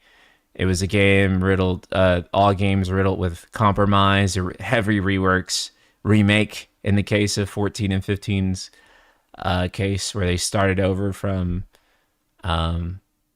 ground zero and built back up. I think Type 0, that was the only game that came out that was what it was intended to be.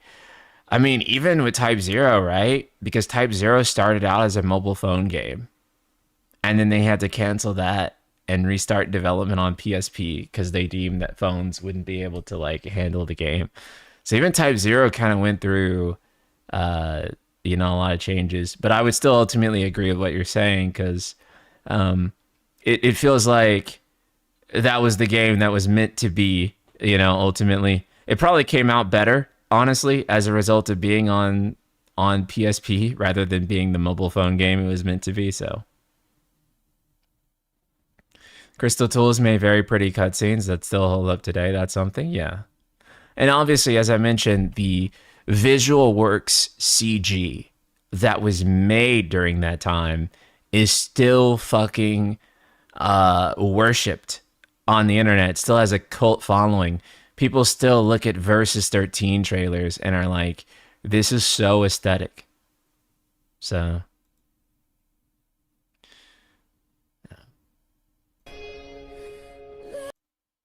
yeah, we're not letting any of that play. The Galileans came from the north, and in their fury called down unimaginable destruction from the skies. In mere moments, countless lives were lost. Yet the bravest among us was spared.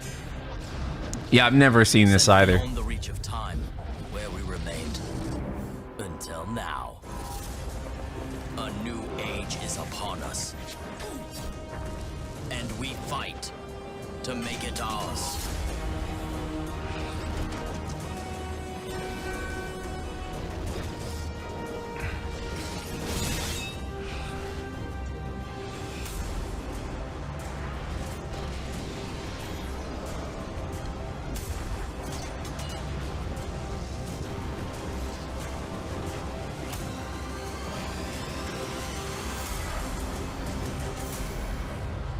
Final Fantasy XIV, A Realm Reborn.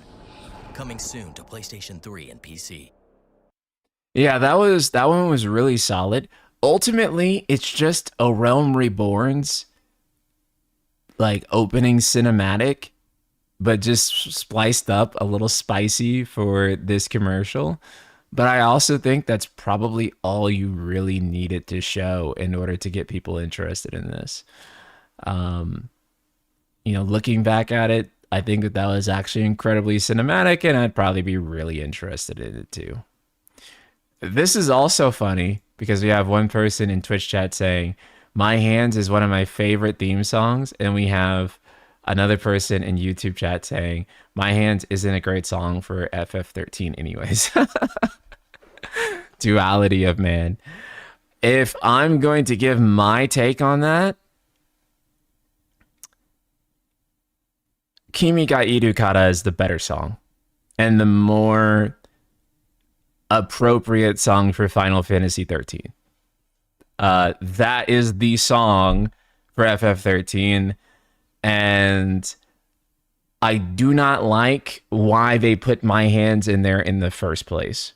They put My Hands in there in the first place because they were like, we need a Western song to be able to promote the game. And I get it. And in, you know, previous times, they were like, you know, they would just get Utada Hikaru, for example, like, hey, can you do a version of the song in English and in Japanese? Right? And that's fine. I think that's actually the way you do it. Kimi ga Iru Kara is the much more appropriate theme for FF13. And My Hands is, I don't know if Kimi ga Iru Kara was wrote for FF13 or not, but I know My Hands was licensed and not wrote for FF13. My Hands is a good song, actually. I just feel like it doesn't make sense. There's actually another song on Final Fantasy 13 soundtrack that was completely cut. I won't play it, but what was the name of it?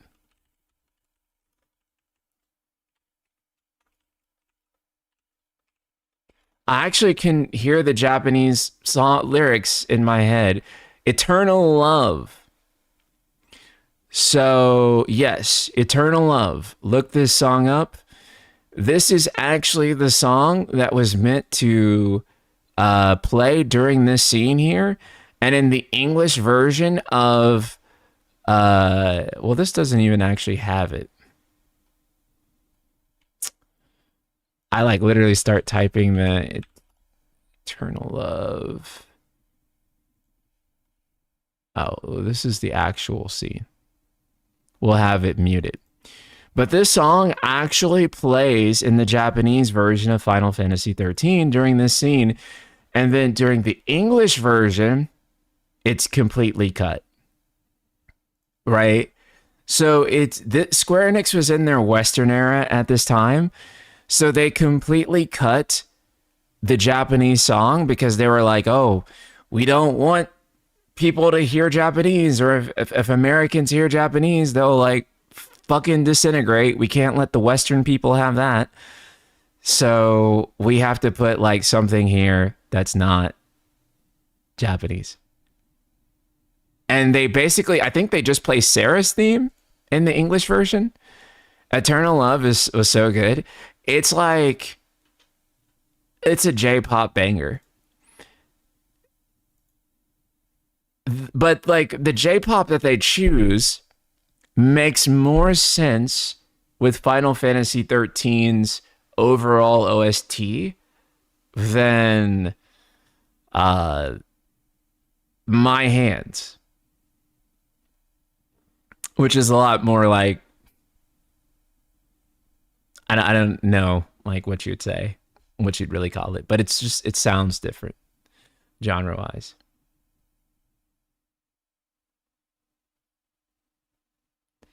It was written for FF13.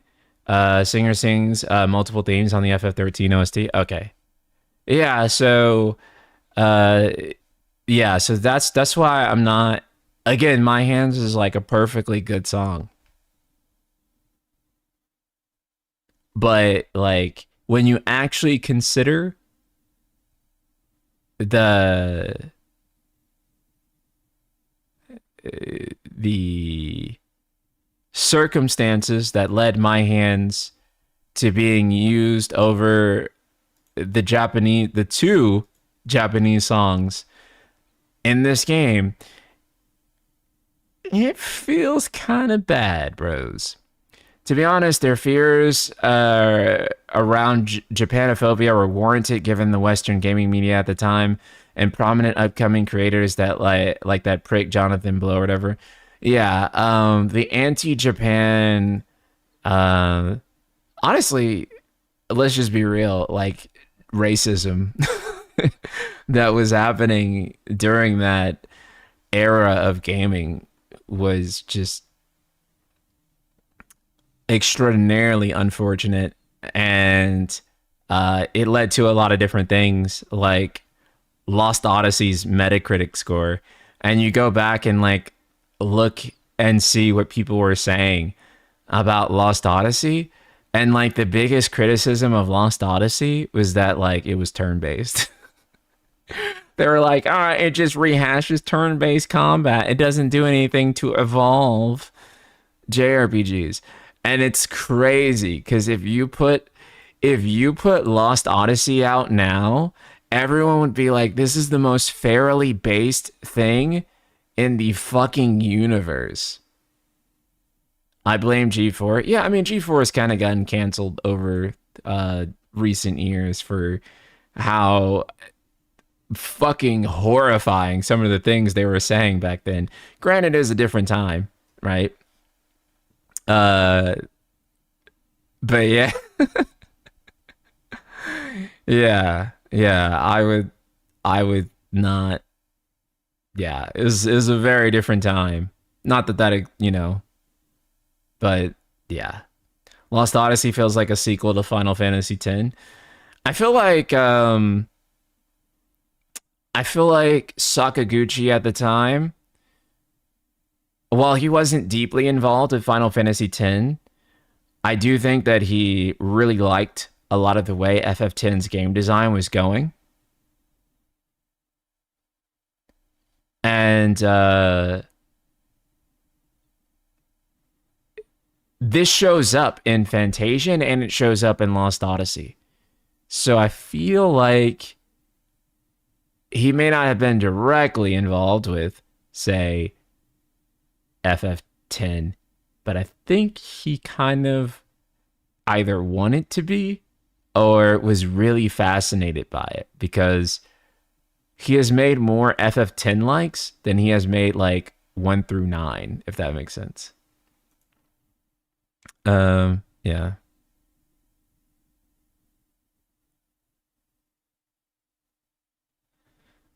Bro, I come in and all I hear is NSP hands being used without consent. What is going on? No, not not my hands. My hands. And not without consent, but just like the way it was used, because they basically were trying to like wash away some of the Japanness of their game design and their choices, because at the time it was being poorly received. Now, that being said, I don't think that's the core reason that FF13 had a mixed reception. At the end of the day, I think FF13 had a mixed reception because FF13 is not a game for a lot of people. I think it has fairly polarizing game design that a lot of people just aren't going to click with as much as they would have previous FFs. I don't think FF13 is a horrible game, though. I think it's actually a better video game than... I would put FF13 up higher than FF16.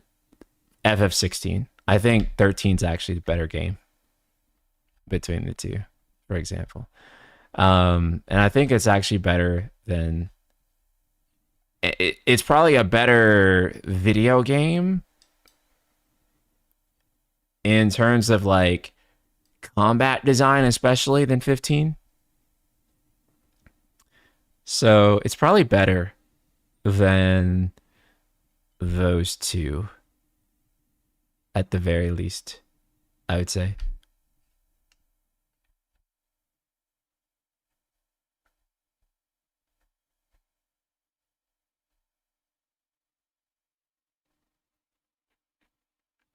If 13 plays itself until you beat it, then the tutorial ends and you can have fun. Better than 16.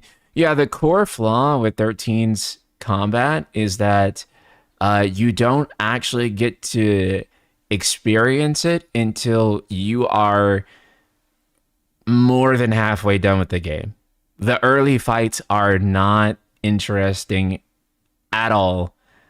And they take a really long time for whatever reason, because the HP and stagger bar like is very padded. But when you actually get to the late game boss fights, I think like once you get to Barthandelus, that's when the combat actually starts to get really good. Like that's when FF13 starts to be like, oh shit, okay, this combat actually has some sauce. And then especially once you get to chapter 9, I think it is, and all the character roles become unlocked, and you have like the full party and you can choose your party. And that's when it's like, oh shit, this combat has sauce. It's actually very interesting. 13's combat is actually way better than traditional ATB. But you don't actually find that out until the game's almost over. Like once the game is over, oh, the combat was good. And unfortunately for most people, that's too late. Like, yeah.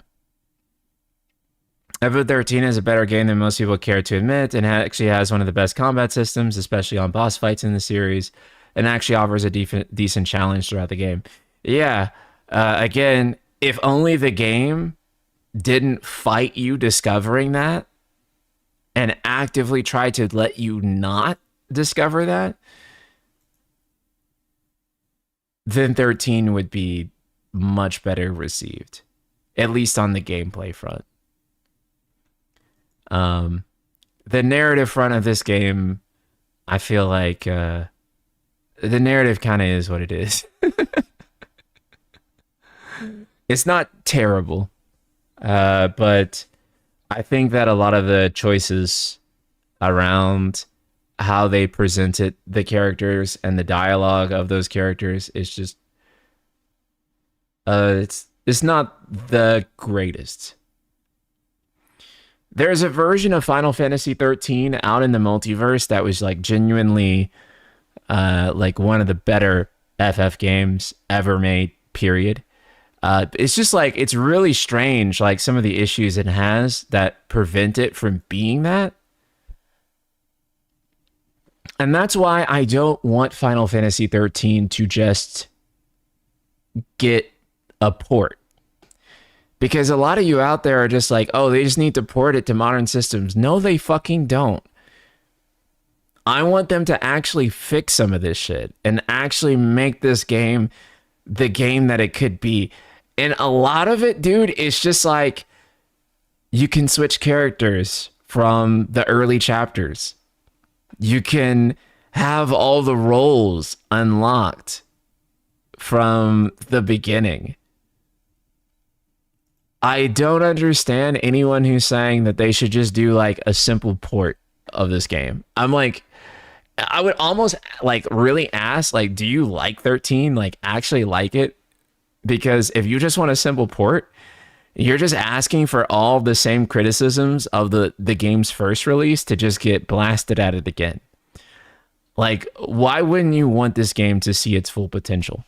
The main issue with 13 is the first 2/3 are a long tutorial, basically, yeah, because the combat system was new, and we can debate if it was necessary, but given people still to this day don't actually understand the combat in 13 and how deep it can be, probably necessary to have been drawn out.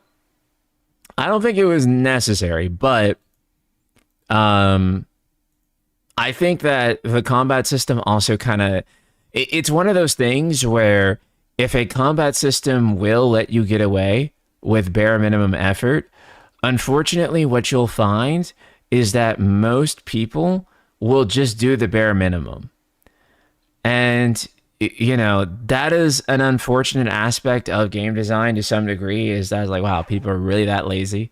If you don't like, basically what 13 needed was a skill check boss at like chapter 3.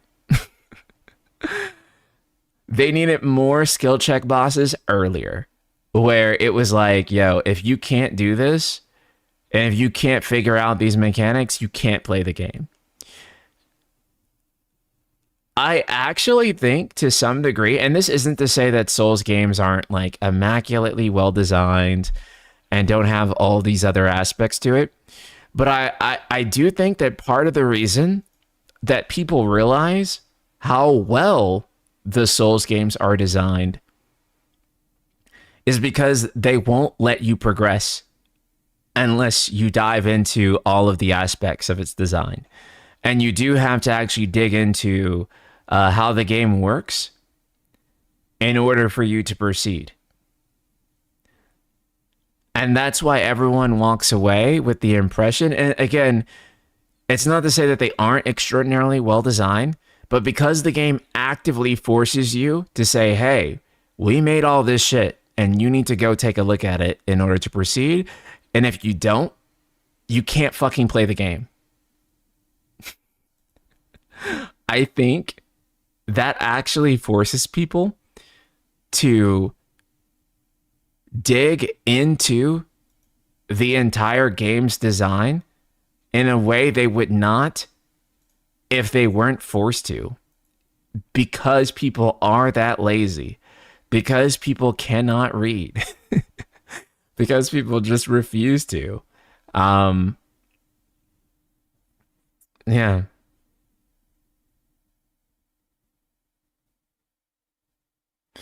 You have to play the fun parts in order to win in DS. You don't need to worry about finding the fun. Yeah. Yeah. That's exactly what it is. There is no like, you have to like, you're playing the game boring. You can't play FromSoft games boring. You have to play them the fun way. Otherwise, the game literally will not let you continue. And I'm not trying to say that's like the objectively correct way to design games, right? Or that every game should be difficult. Just to be clear here, I'm just saying that like, because the game fucking forces you to do that, it's like, you can't be like, you can't be like, oh, this game is just mash R1 to win or something like that. You can't ignore mechanics or anything like that. So I do think that like sometimes skill check bosses and other things like that force players to use mechanics, that force players to figure out those mechanics. And again, you don't have to make a game brutally hard to do this. But I do think that like every now and then, like you have to use this mechanic or you cannot play the game, is actually a good way to teach the player that that mechanic is there, because otherwise people will ignore it. And if they can get away with just mashing square, that's exactly what they'll fucking do. And in defense of the people who do that, why the fuck would you do anything else from their perspective, right? Because you don't need to. The game is letting me play it. That works. I don't have to expend the mental energy to do more. You know? That's kind of how that's how it works. I get it. It's just part of how we are. Yeah, no, Barthandelus is the skill check boss. I'm saying that they should have had another skill check boss at like chapter 3. That's what I'm saying. Like, I'm saying that like the game needed more skill check bosses, and they needed them maybe around more specific skills too. Like, you have to do this or that. Like, the game doesn't even teach you about like ATB canceling and stuff like that. most of the most fun stuff about it, the game does not teach you. It's really unfortunate. They say good things come in threes.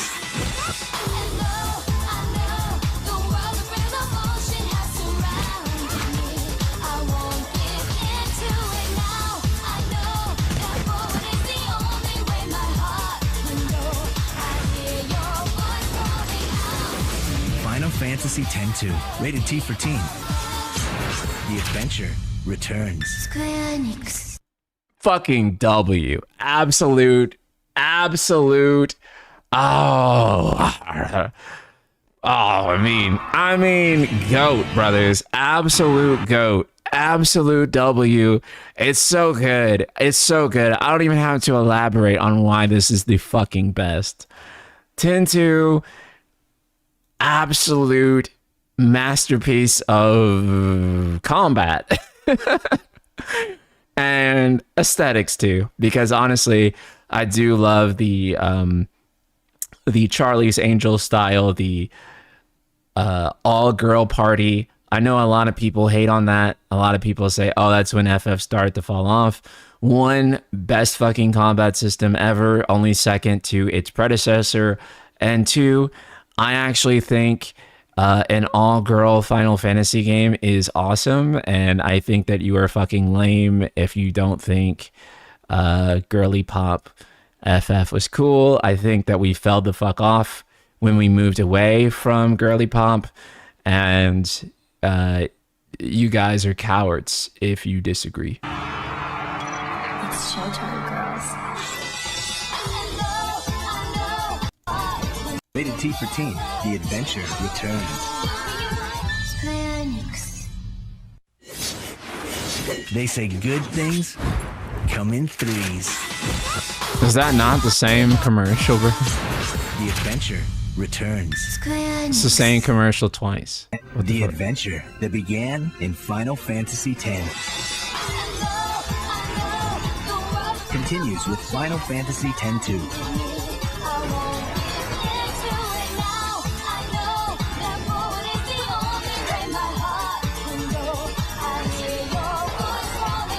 Final Fantasy X-2 and Final Fantasy X, re-released as a greatest hit. Both. The holy duology, chat. Damn, NSP said FF13 is a better game than 15 or 16, and I hate that I agree with that. It is. It is. I do think that, yeah, I feel like 13... Oh, and once the remaster drops eventually, that I'm sure we'll have all of these like changes to the game's overall flow. I think most people will actually say that 13 is good at that point. But yeah. Absolute banger. Absolute. Do you have any more that are gonna come up with just a Google search? The Toonami FF7 advert. Oh god. Every year there's one game. You know what I mean. The game In mono, by the way. Is there another upload of this with that is not like in one ear?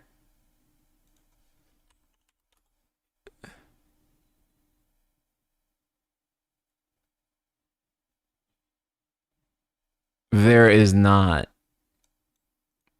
Okay. game everybody's gotta get. Toonami got a hold of this year's version.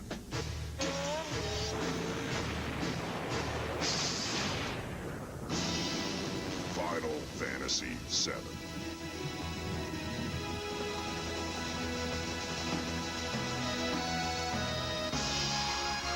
This is so cool. Squaresoft's Final Fantasy series.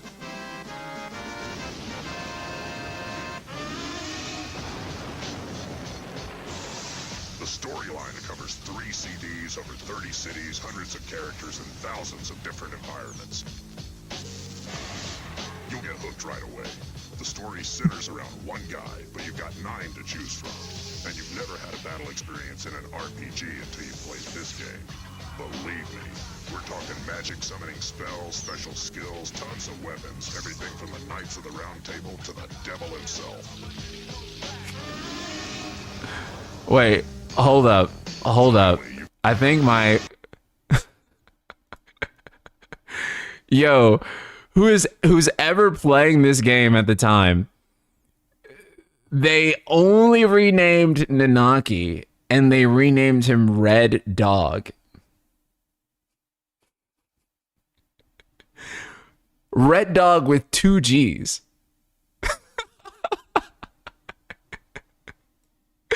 That's fucking incredible. Finally, you've got incredible, fully rendered cinemas for over 30 minutes of moving video. One thing, though, this game is a long haul. 4 different vehicles, secret battle arenas, games within games, monsters coming out of the woodwork. More bosses. Okay, actually, as he describes this, I know it's like the most casual description of FF7 ever, but it's also so poignant. Just from the way he's describing this, he's like, oh yeah, it's got thousands of environments, 9 playable characters. But like, at the same time, as you actually listen to like what he's saying about FF7, you're like, oh shit, yeah, that's right. That does make sense that this is the most expensive video game ever made up until this point. And even though this guy is just casually rattling off about like how epic this game is, it really makes sense. Like, oh yeah, FF7 was that big. It was the game where, yeah, there's 4 vehicles. Monsters coming out of the woodworks. 9 playable characters, okay? Like, like you start to think about it, it's like, oh, wow, that is a very massive video game. I can't name modern video games that have that many things. Much less any other game at this time having this many things. It's actually crazy. Than you even want to think about. We're talking 40 hours minimum. If you want to see the whole game, get yourself a guidebook and you'll end up with about 90 hours. It's 1,800 megs of pure entertainment. Bottom line, Toonami gives Final Fantasy VII 5 out of 5. As close to perfect as it gets. This is the one by which all other RPGs will be judged. A must-have for any self-respecting gamer. Take it from us, believe the hype. I'm out of here.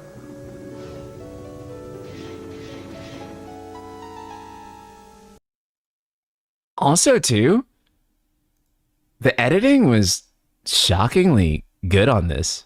Like, really good. Like, this is top-notch editing.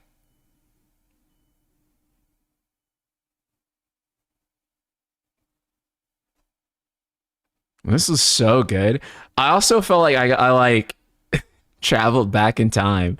For some reason, more than any of the commercials we watched so far with that one, I feel like, Jesus, man. I missed when Toonami used to do this. Yeah. Like, wow, holy fuck. How elevated is that? More than 200 animators and programmers. A multi-million-dollar production. Over 2 years in the making. And a cast of thousands. They said it couldn't be done in a major motion picture. They were right. Final Fantasy VII. PlayStation. This is just so crazy. One of my favorite things about this commercial is that they mention that more than 200 animators and programmers. That was such a big deal at the time, right? 200 people working on a video game. I want to put this in perspective for you guys. If I recall correctly, 9 people worked on Crash Bandicoot. Think about that for a minute. That's a Sony first-party flagship title. And it was made by like 9 guys, if I recall correctly. Let me look that up.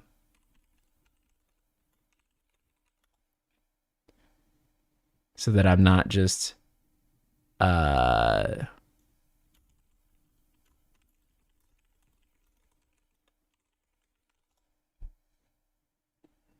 bullshitting.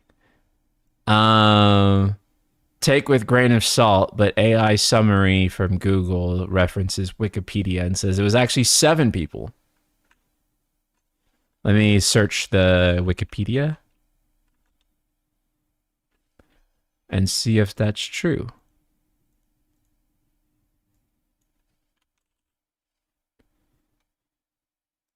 I cannot see it on the Wikipedia, but I heard it was 9. This says 7. It probably is around there. If there is any Naughty Dog heads in the chat, maybe they know.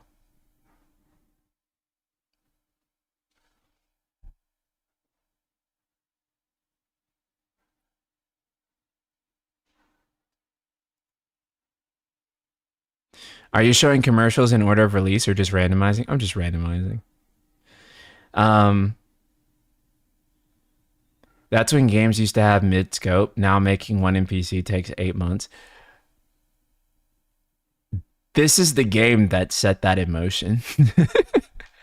You realize that, right? Like, this is actually the reason why, unironically. This was, at the time, and for many years after, the most expensive video game ever made.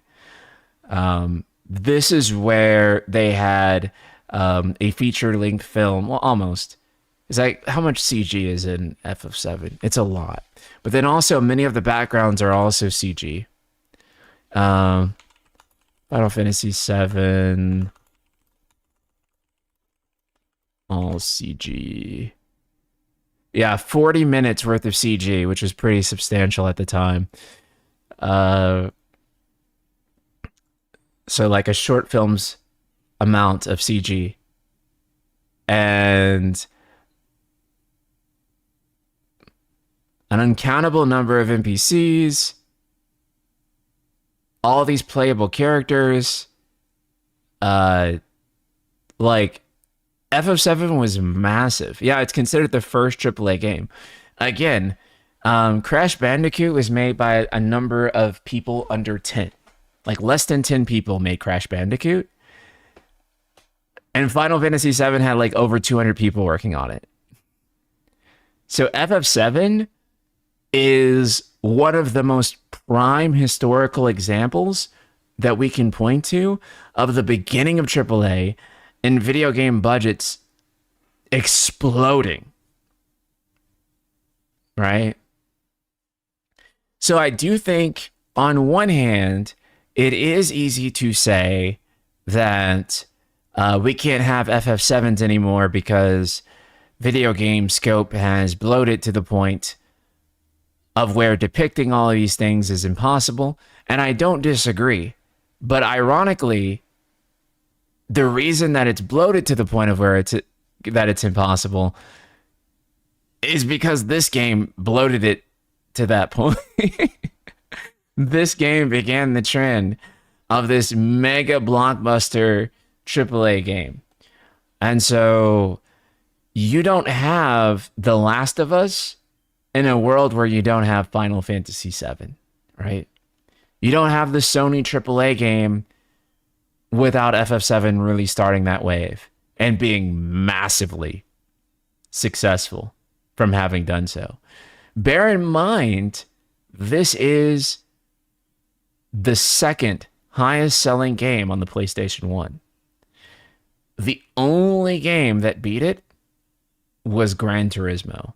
And it wasn't by like a massive amount either. I think it was like by a few 100,000 copies. So, yeah, FF7 was the game that did the impossible.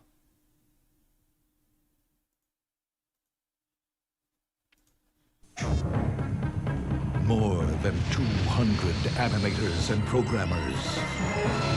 Oh wait, isn't that the one we just watched? After this week, the world of animation will never be the same.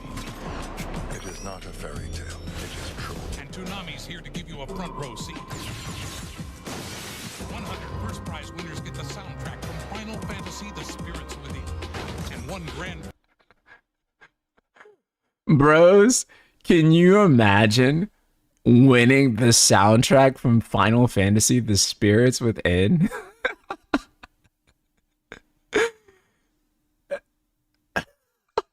Prize winners force their own PlayStation 2 computer entertainment system. The dream is always the same. Go to Toonami.com all this week for your chance to win. And see the movie in theaters July 11th. Let's move out, people. Like, imagine. Like, oh my god. I almost want to be like, yo, if you won the Final Fantasy Spirits Within soundtrack from Toonami, please DM me so that we can have you on to interview you. Oh my god. I'm sure you're like a 40, like maybe 50-year-old man by now, but I'm just like, that's crazy. Oh, is this a fan edit? An evil empire is sucking the life force from the planet, destroying all that's in its path.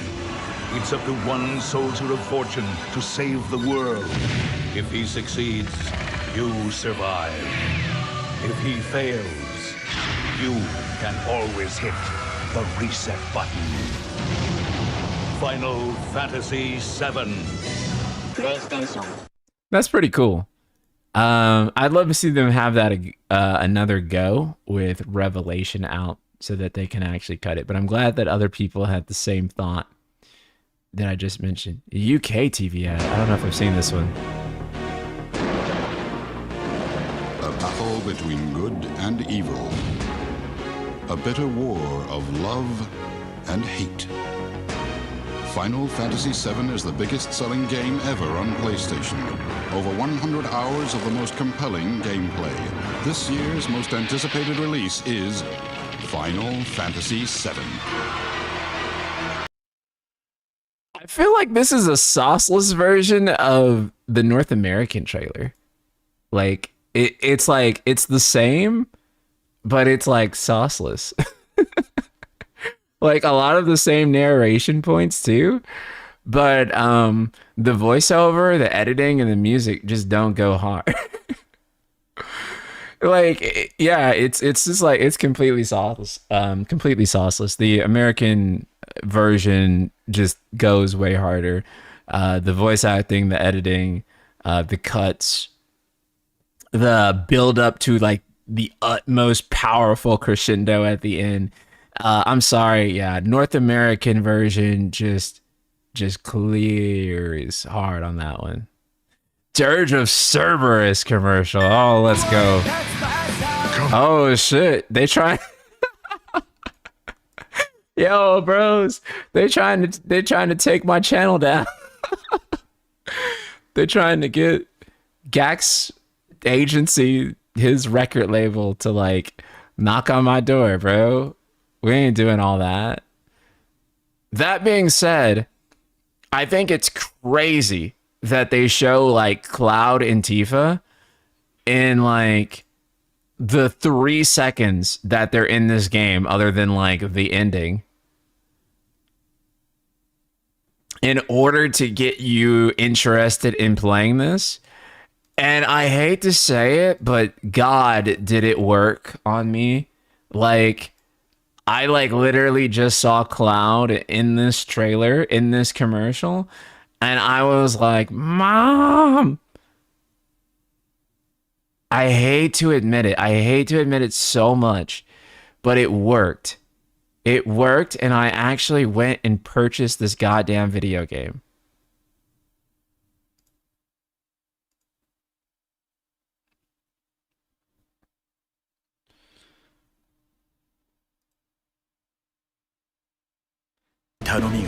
Cloud, お前に頼みがある。どん兵衛を食べないか。興味ないね。クラウド、どん兵衛を食べるんだ。しつこいぞ。ドンギツネを見るたび思い出せ。お前を導くのはドンギツネだ。ドンギツネはいつでもお前のそばにいる。どん兵衛を、どん兵衛を、どん兵衛を。いい子だ。売り上げクラスファースト、日清のどん兵衛。どん兵衛を送ろうか。日清。I'm sorry. That actually is a banger. That actually does go under W's. Now I'm sorry. You've got the power to turn dull, dry hair into the soft, shiny hair you've dreamed of with new L'Oreal Power Moisture. It targets dull, dehydrated hair. L'Oreal Power Moisture with hyaluronate rushes 10 times more hydrating power deep into the hair fiber to help lock it in. My hair looks transformed. 10 times more hydrating power. Ultimate softness. What are you waiting for? You've got the power to change the life of your hair. New Power Moisture by L'Oreal Paris. More power to you and your...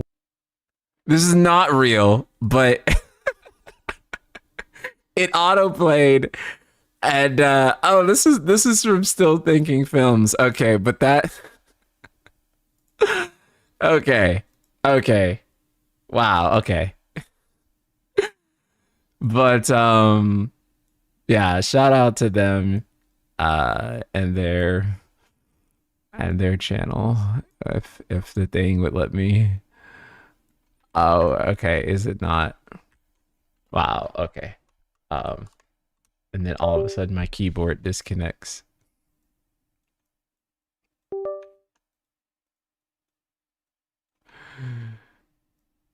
Yeah, shout out to them for this.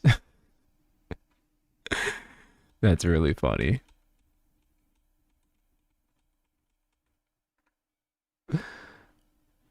But they should actually make that a real commercial, and the fact that it's not is great. Wait, Toonami did one for FF10?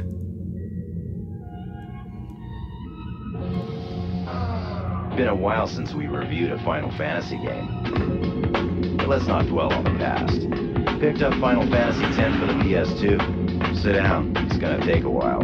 You don't want to move. Anyone who's played a Final Fantasy game will be expecting big things. Well, it's all that and a bag of chips. Here we go! Won't spoil the story for you, but let's just say it's very long. Graphic-wise, it's everything you come to expect. You get 7 playable characters. The battle system's been totally revamped. Maybe the best one yet. Don't worry. Not maybe, bro. Not maybe. It's the best one yet. Low key still is.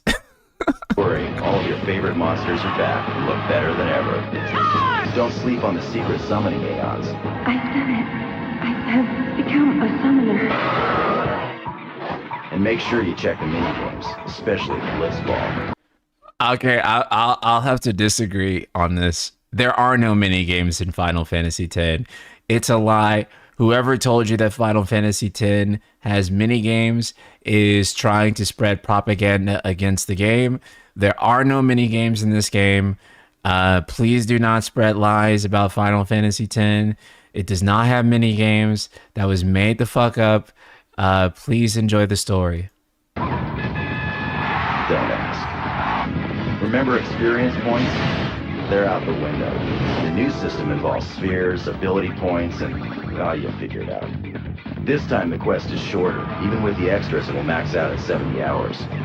Bottom line, it's the best looking Final Fantasy yet. Check it out before next year when the... This is actually like really crazy. They mentioned like Final Fantasy VII being 100 hours, which is not true. I guess maybe if you max out the whole game, it's 100. And if you max out all of 10 though, I feel like it'll probably be 100 too. I don't think 10 is much shorter than Final Fantasy VII, actually. In fact, when I recently replayed FF7, and I used about all of the same like cheats, or sometimes I turn off random encounters if I was just running over to a chest, or like speed things up. And we used those on our FF10 playthrough, but our FF10 playthrough actually came out slightly longer. So I feel like 10's about the same length as 7, plus or minus. It's like not much shorter or longer. I think it's actually a little bit longer on the main story. But they're probably about the same if you 100% them.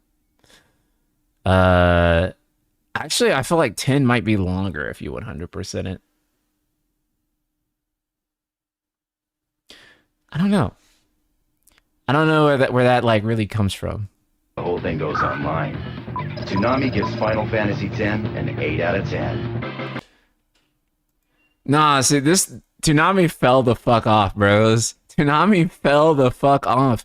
They gave 7 a 10 out of 10, and they only gave fucking Final Fantasy X an 8? Nah, this is why, like, this is why they got taken off air. I don't feel bad anymore. Y'all thought IGN was bad? Like, IGN could never take an L this fucking terrible. 8 out of 10 confirmed? Nah, this is why they got their ass fucking canceled, bro. Absolutely not. Absolutely not. Toonami is right. Fuck no. Toonami is wrong, bro. See, this is yeah, 90s nostalgia is like rotting y'all's brain to make you think that Toonami is right here. So terrible. Terrible. L take. Let's see. What the fuck? The fact that they have a tape here is so fascinating.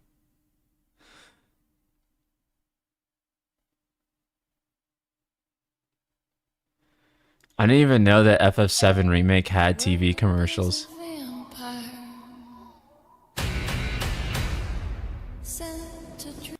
Wait. Oh, is this like a fan in it? What the fuck? Oh, that looks like a fun video. Wait, hold on. Purely as a game where you go into rooms and fight enemies? Hold on. This guy... Is that Naoki Hamaguchi? Oh, wait, no, that's just his cousin. That's just his cousin. Never mind, bros. Never mind. I'm tripping. Ignore me. I'm sorry. They look so much alike. I couldn't. I couldn't tell. I couldn't tell, bro. I didn't know. I didn't know.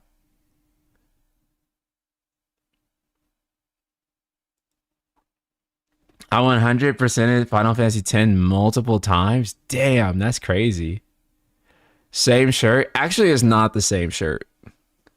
I can prove it. They're just both black. And they're both tanks. But it's actually a different shirt. That shirt does not have a hood. It was just the tank. And this was also like the soft, athletic material. Also, I mean, as you guys know from watching me, my entire wardrobe is just nothing but tanks. Because I just don't have any normal clothes. One, it's hot as shit in Texas all the time too. But also two, I go to the gym and I live in the gym. And then, you know, living in the gym, it just makes sense to do that. But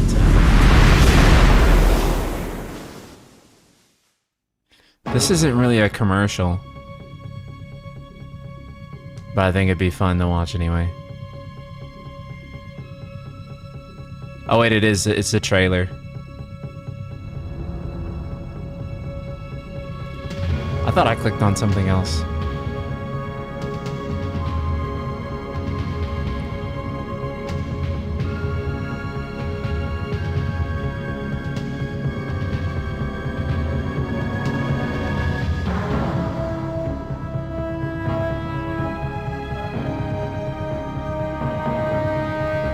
I think I'm still shocked by how well edited some of this stuff is.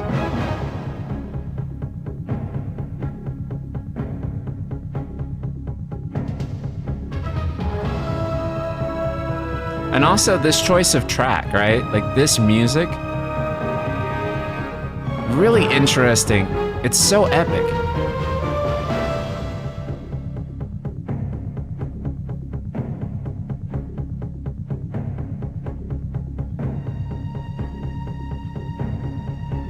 And I love the quotes.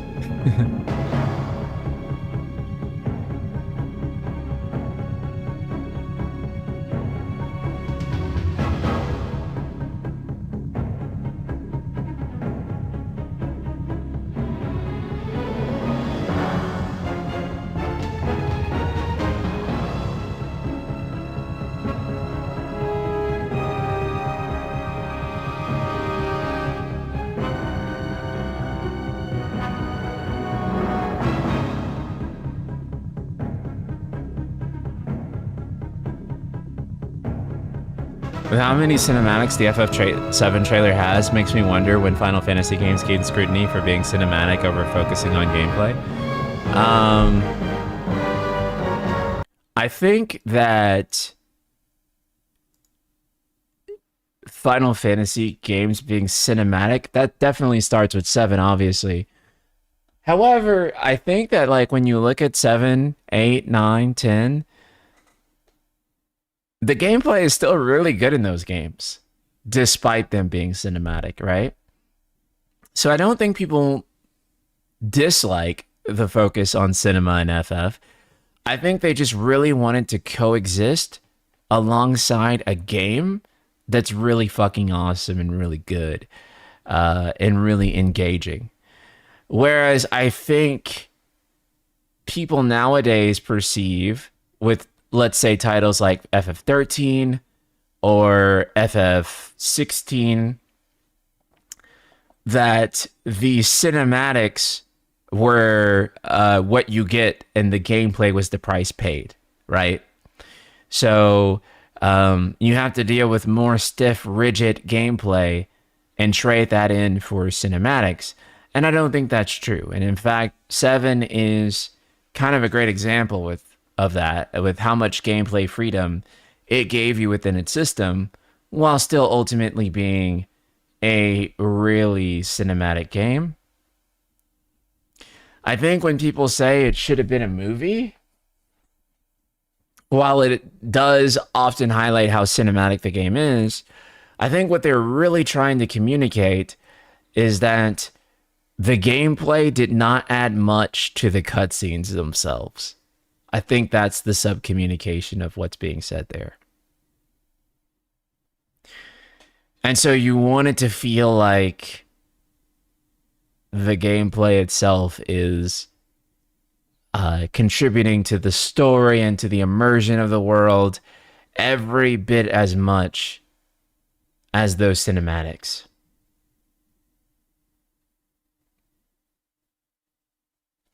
FF16 is the only FF game I feel has cinematic glimpses over gameplay. Those icon bosses were fun, but doesn't jive well with how much of the gameplay mechanics gained as regular Clive IMO.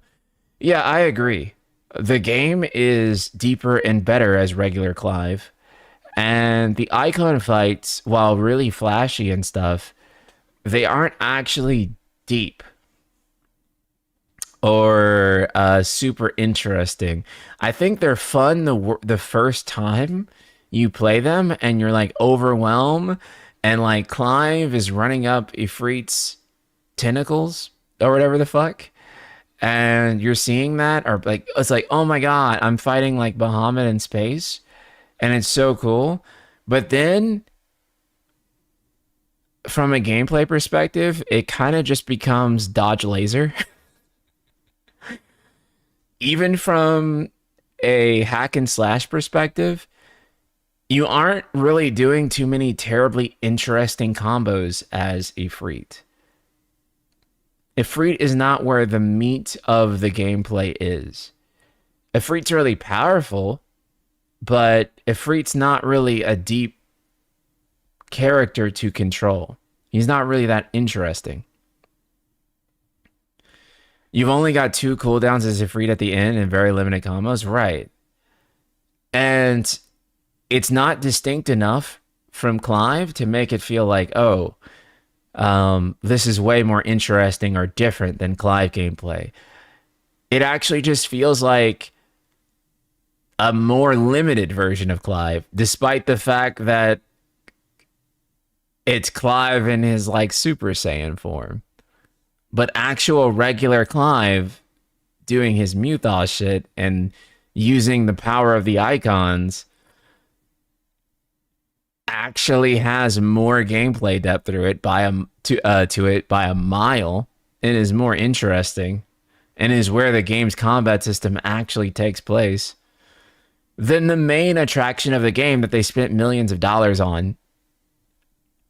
And that's kind of like the game design document level problem I have with 16s, because I'm like, they spent the most money on the thing that you don't do for very much of the game,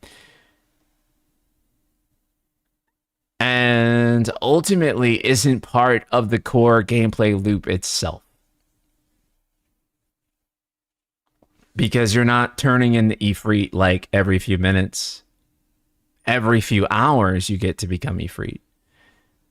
And then that gameplay is not nearly as complex in terms of combos that you can do compared to just regular Clive. Right? I don't even think there are Ultimaniac challenges for Ifrit specifically. Maybe there are, and I just don't know, because I'm a fake fan. Well, not of 16, the Final Fantasy, but they spent more money on the CG in the final battle than using that money to make a dungeon worth going to. Yeah. Yeah. And I think that's like my main problem.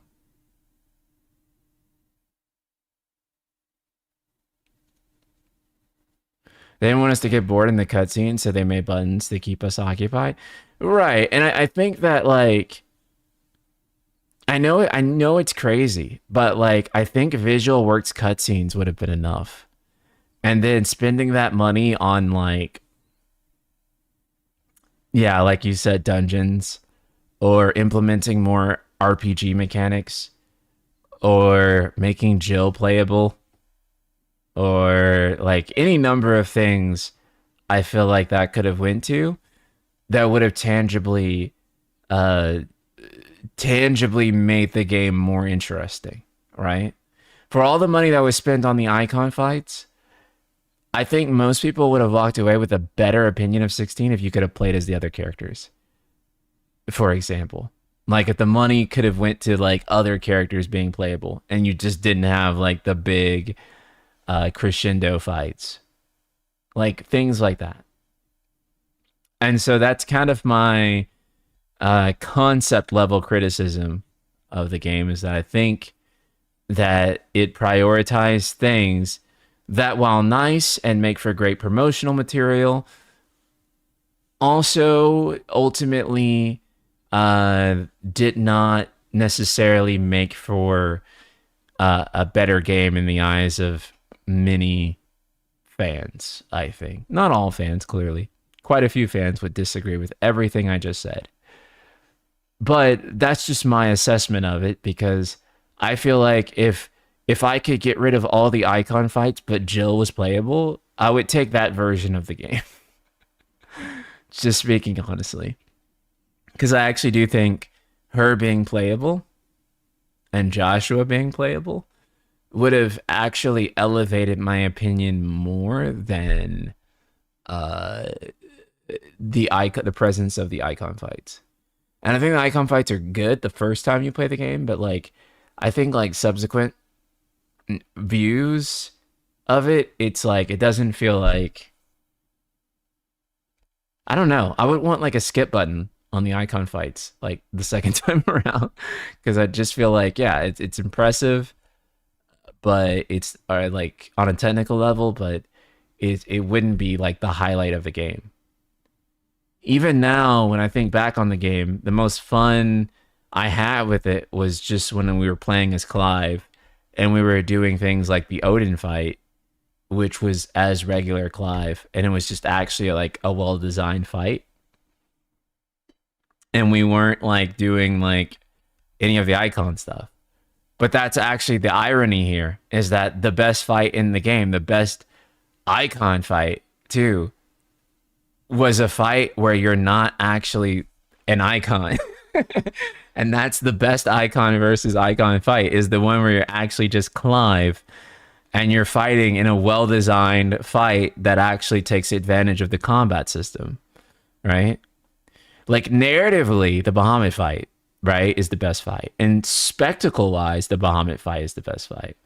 But game mechanic-wise, the Bahamut fight is not the best fight. Best fight is Odin, right, mechanically. And the reason that is because the best fight is when you're fighting as regular Clive, right? When you're controlling the main character that the combat system actually revolves around. So, same, they didn't take notes on KH RPG mechanics. I know, and they had KH staff there to help consult them on things, which is what's perplexing to me.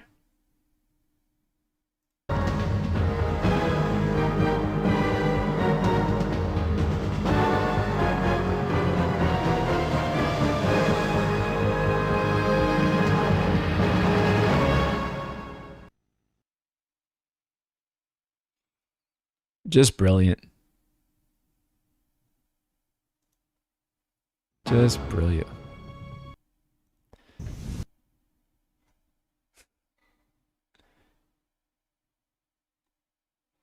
I think we've watched every commercial.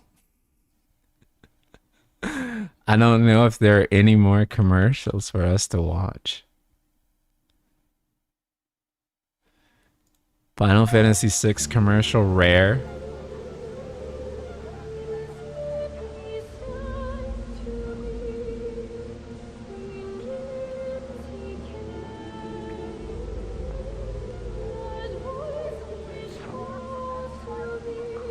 The way this looks with like the film grain and like the color grading on it, this is so like lo-fi edit.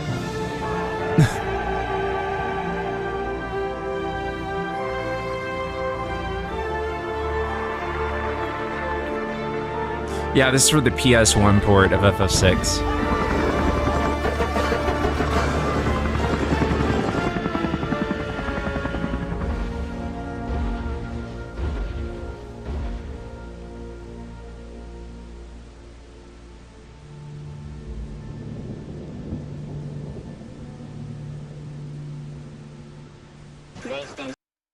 That's actually really cool. Yeah, there's only one comment and it says, this has so much aura. It does.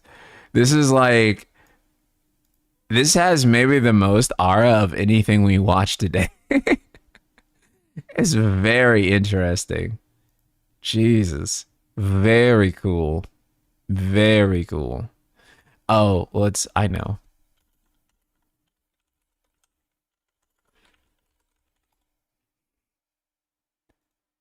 Insane that this happened. Oh, wait. It's muted.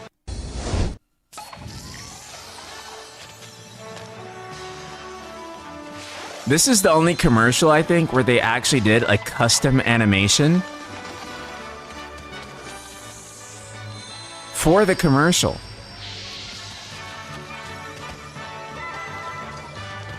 And it's actually really cool.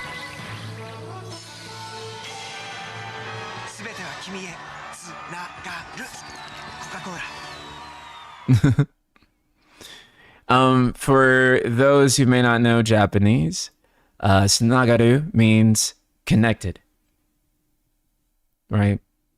So of course, like you'd imagine, in a Coca-Cola commercial, they're saying like connect with Coca-Cola, you know. It's kind of like they had their share of Coca-Cola advertisements from a while back. Crazy good commercial, I agree.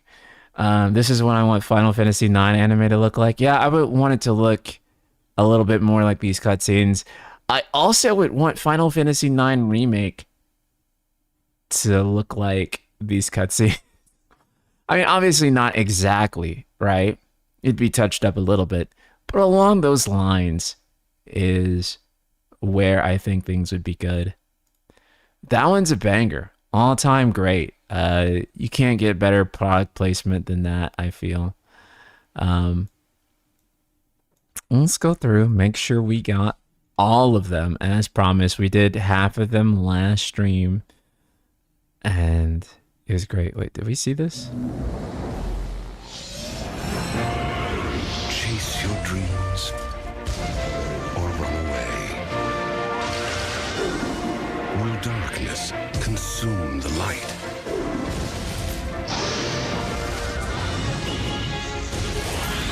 Can two survive as one? Look for answers at squaresoft.com. Rated. That's such a banger. Wow, that one's so good. I really like that commercial, man. Dell, what's up, man? Coca-Cola FF9. You didn't know, brother? You didn't know that Square did Coca-Cola commercials? Oh my gosh. Coming this fall, the most anticipated action adventure of the year. A story of... I do think it's funny that they say the most anticipated action adventure of the year. I guess they mean from like a film perspective. But yeah, that is really funny. Man's struggle to save mankind from extermination and his quest to win the heart of the woman he loves. An epic so stunning your emotions will stir, your heart will race, and your thumbs will be really, really sore. Final Fantasy VIII coming to a home theater near you. PlayStation. Wow, absolute banger. These feel like forbidden Jex spheres, memories we aren't supposed to see. That is a great way to describe these, man. Like, it's so crazy. It feels like time traveling when watching some of these, especially if we pulled up the Kingdom Hearts commercials, because I really remember those quite vividly. Unfortunately, those have Utada's music on them, and that means that we cannot listen to them with audio on. We've watched a 10-2 commercial earlier. Wait, what's the Final Fantasy VI long commercial? I don't know if we've seen it. In search of the place you've never known. Listen to the wind until you can hear the sign. Each and every moment, oh, as time goes by, all in this world has to change.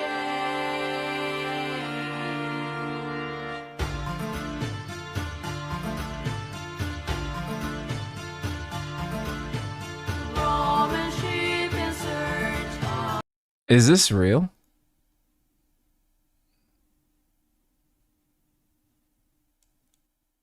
I feel like this is this real?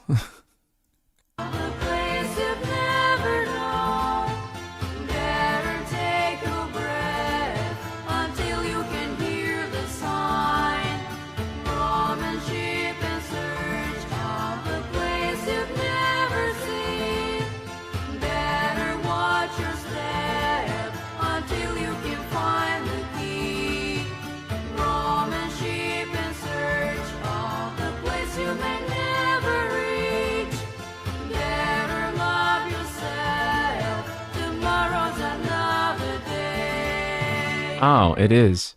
I guess like the music kind of threw me off, but it says long commercial 1999. I guess like maybe, but that can't have been for 99. Because that was for the Super Nintendo version, wasn't it? Oops. That's for like the Super Nintendo. Oh wait, no, it's for the PS1. It was for the anthology. Okay. My bad, I'm tripping. Yeah, it's for the anthology. I've never seen that one before. Really interesting. Did we see this? There have been other worlds. No, we haven't seen this. Mythical, exotic, timeless. Final Fantasy the games. Interactive worlds that have captivated millions, taking you to the limits of your imagination.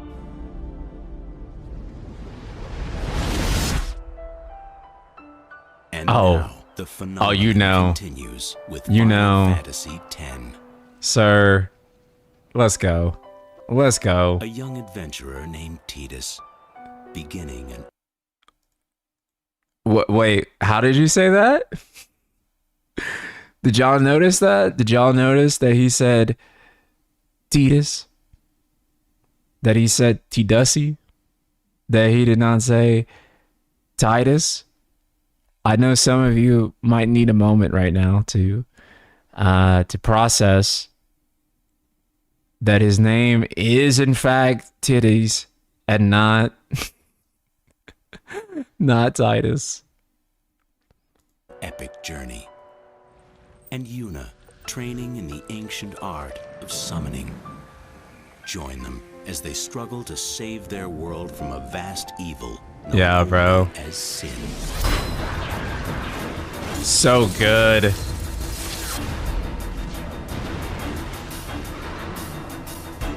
Young heroes. Their courage. Their passion. Enter the battle. Experience the danger. Their world is your world. Become the adventure. Final Fantasy X. Available. Oh, that was so hard, bros. Adventure. Become the adventure. Ah, that was so hard. Yeah, I love the way he said, enter the battle. Yeah. Bro, we need to bring back movie trailer guys, man. Like, that shit was so hard. In a world. Oh my god, what a banger. Only on PlayStation 2.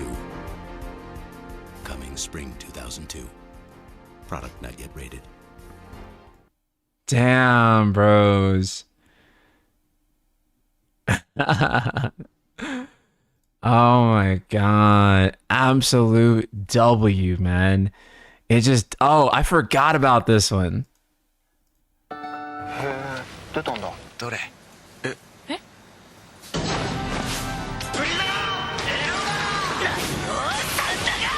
ファイナルファンタジー12ポーション3月7日発売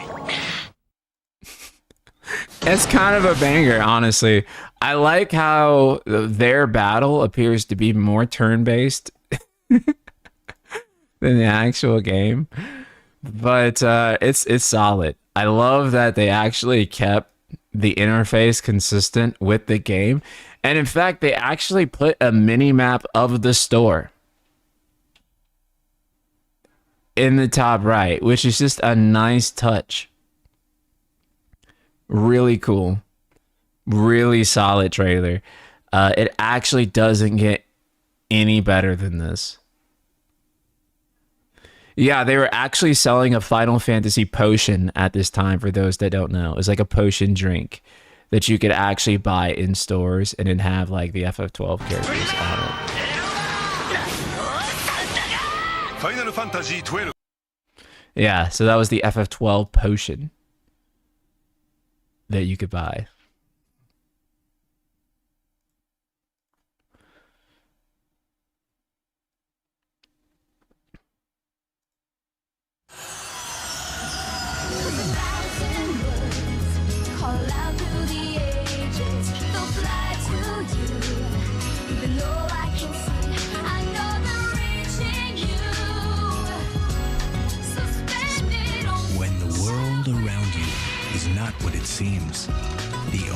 thing you can count on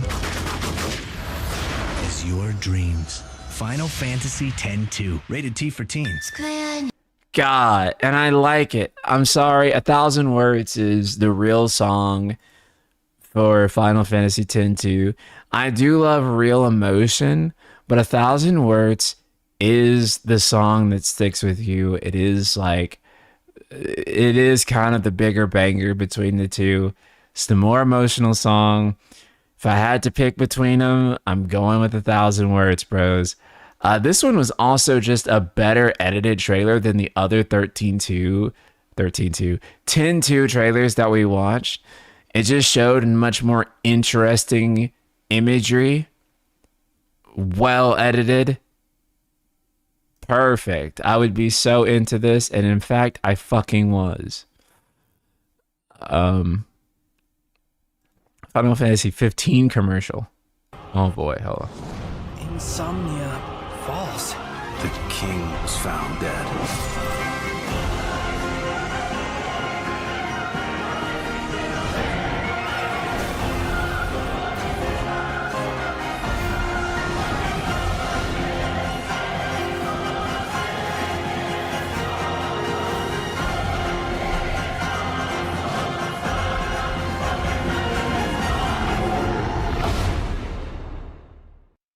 I mean, what is there to say that hasn't been said about all of the editing that has been taking place, like, for this game? Essentially, all the trailers, all the commercials, they were all very flawless and very hype and very intriguing.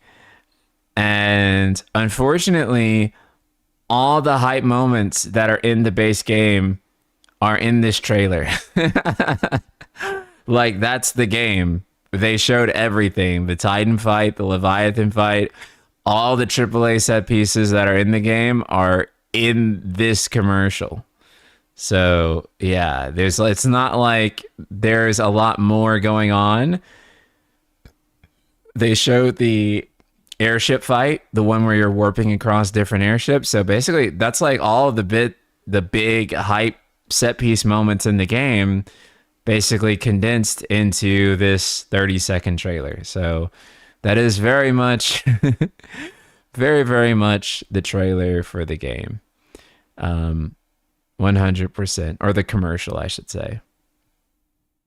I think we have completely cleared out all of the commercials for Final Fantasy. I don't know if there's any more. We even watched the Dirge of Cerberus trailer. I'm still scrolling to see if there is anything else. Final Fantasy 13 2 trailer now.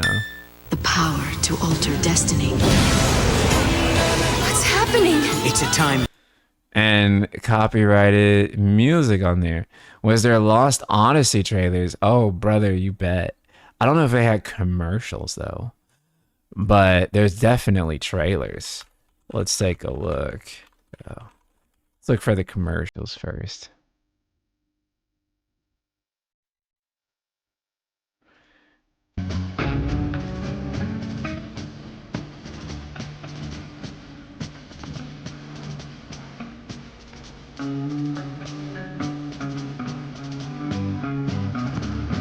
This song is DMCA? Oh, fuck.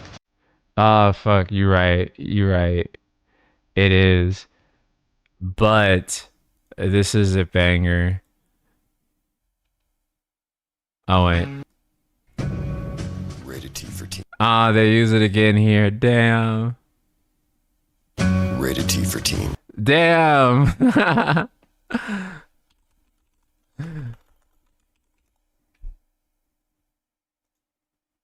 Rated T for teen. Bro.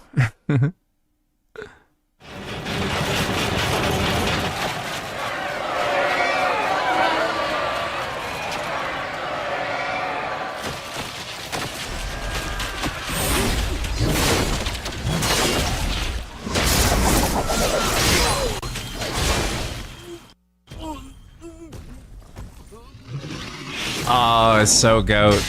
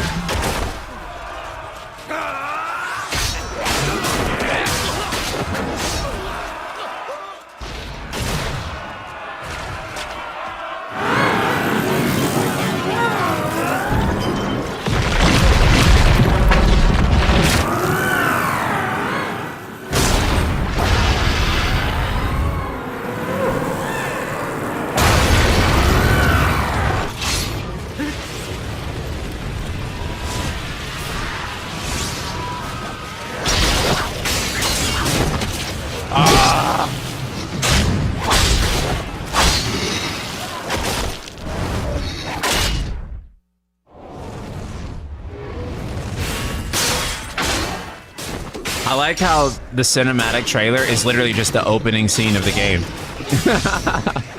That's it.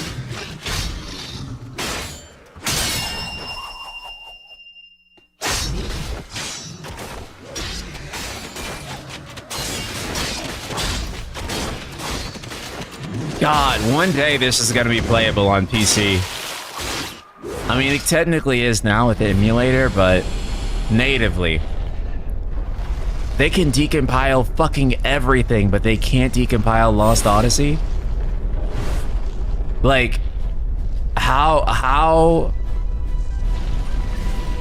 are we decompiling all these other games and not Lost Odyssey?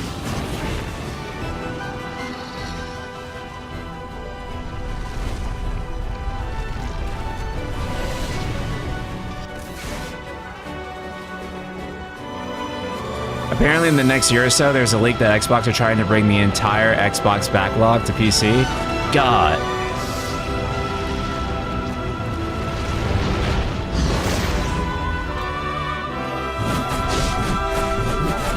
Fuck.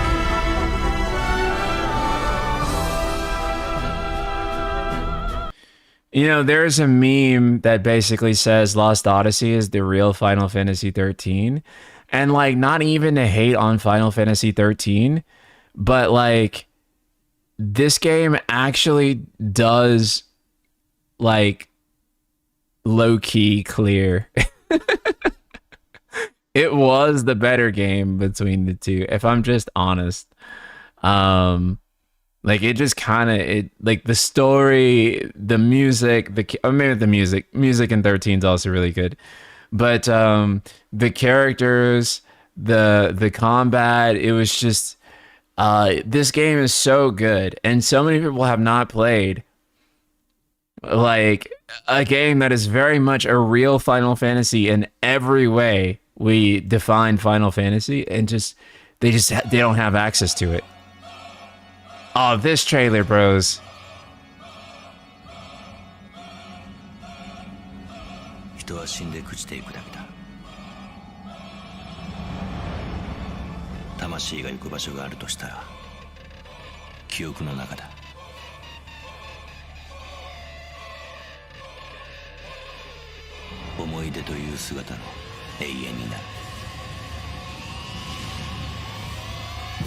And this song, man. Uematsu GOAT.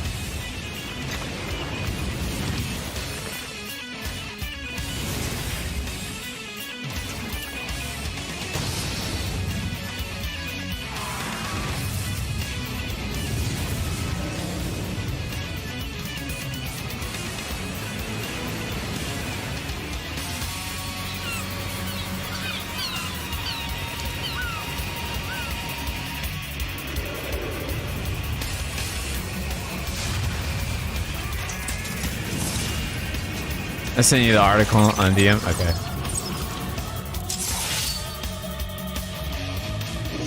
Bro, this trailer just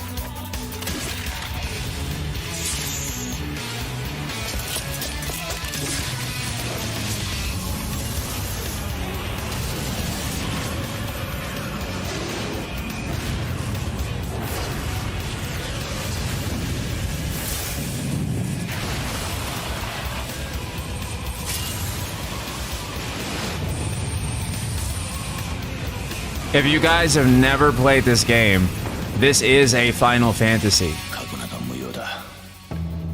Like, in every sense. I mean, the hell, it's even named Lost Odyssey. Very similar to Final Fantasy. It's made by Sakaguchi. It's, the music is by Uematsu. It's a whole ass Final Fantasy game. And, like, millions of FF fans have never even gotten the chance to play this. And they don't know. By the way, this game was 4 discs on Xbox 360. Very massive. So basically, Microsoft funded Sakaguchi after he left Square to make a full, legally distinct Final Fantasy game. And that was called Lost Odyssey. And that's what that game was. And yeah, it's just very sad that many of you have already gotten to play it. How is it on emulator? I believe it's fully playable on a 360 emulator. Which is why this article is important. Microsoft is bringing Xbox 360 games to PC. Building on its recent announced plans to bring original Xbox games to PC, Microsoft is also planning to let developers bring their Xbox 360 games to PC as well.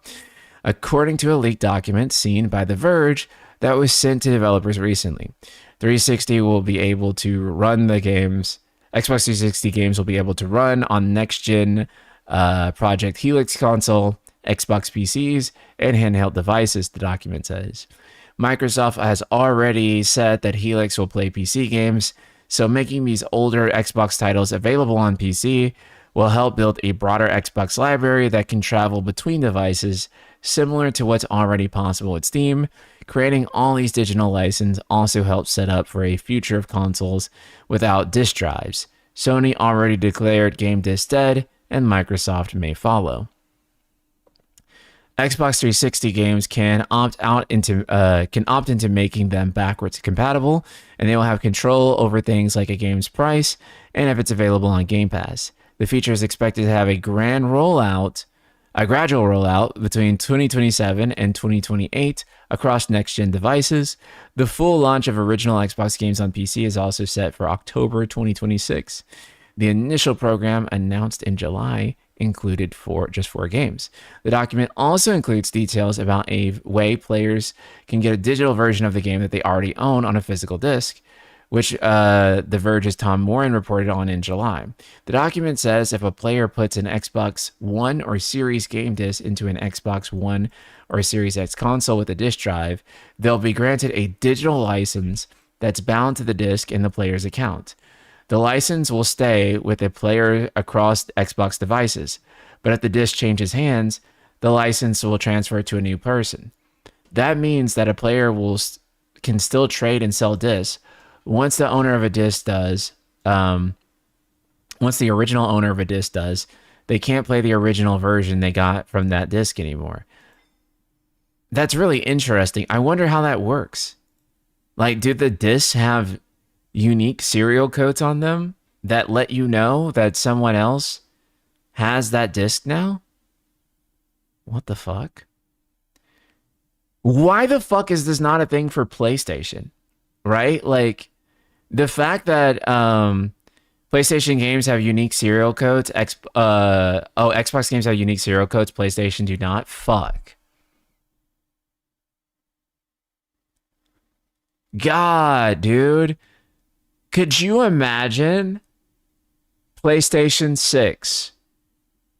Okay, maybe it is all digital, but they'll let you buy like a disk drive attachment, and they're going to allow you to have your entire PlayStation library in one place, right?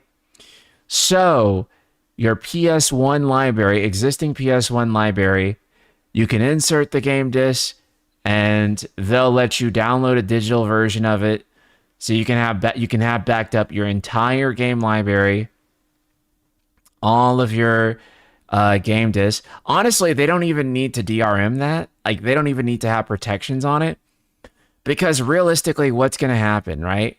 Is someone really going to go around and put Xenogears on like 200 PlayStations? No, like at best they would do it on like 5 of their friends, right? Like, yeah, turning physical games into digital keys, that'd be cool, right? And so you can have a digital copy of that game, and you can do this with your entire PlayStation library, right? And this could be how they get people on board to go with like digital, for example. They're like, yes, we're cutting off physical, but we're gonna let you have your entire PS library from PS1 all the way through 5 available digitally to you if you buy the disk drive attachment sold separately, which is another economic opportunity for them. I think that announcement would make the digital stuff blow over a lot easier than what they're doing. Because from a PR perspective, I'm not saying from an ethical perspective or anything like that, but purely from a PR perspective, the problem Sony has right now is they're just taking something away from the consumer, right? Typically, when companies do something like this, they'll give you something to sweeten the deal that will make you forget that they're fucking you behind the scenes, right? But Sony just said, no, dude, we're fucking you. And then that's it. That's it. They didn't even offer a distraction to make you turn your head the other way or say that like, oh, hey, we're getting like free PlayStation Plus for 6 months or something, right? Like, it's not even that. It's just like, no, get fucked. Bye. Like, nothing? Exactly. At least with Xbox is at least trading you with something. You lose something, but you gain your backlog digitally. Right. So you may not have physical games anymore on Xbox, but you're going to have your entire library made available to you digitally. So it's not like you lost access to those games or you were punished for buying physical, which is what I think is going to happen with PlayStation 6. I think that PlayStation 6 obviously will be backwards compatible with 5 and probably 4, but like it's not going to have a disk drive. I imagine maybe it will have a disk drive attachment, maybe, but they're essentially just going to tell you, bro, get fucked. You should have bought those games digitally. They're not going to work with your PlayStation 6. At least that's the way things currently look. I imagine, and I'll give Sony the benefit of the doubt, even though they don't deserve it. I'm going to assume that PS6 will have a backwards compatibility external drive so that all the PS5 games that you bought physically are not just lost. I hope. Because otherwise, holy shit, fuck Sony. Like, what a way to screw your consumers. If they at least have a drive attachment that you can buy, that's not so bad. At least you can still access those games. Obviously, it doesn't reverse any of the other damage that they've done, but I think that's like the bare minimum that you can do to not like literally scam your consumers to try to buy a game a second time, which I think should be like illegal in some way. I think that there should be some type of consumer protection against that. Honestly, the fact that Sony has not invested anything in backwards compatibility at all really is just so criminal, you know? They need a lot of things to go right with PS6 for me to even consider buying one. And that disk drive compatibility is one of them. Yeah, absolute must, right?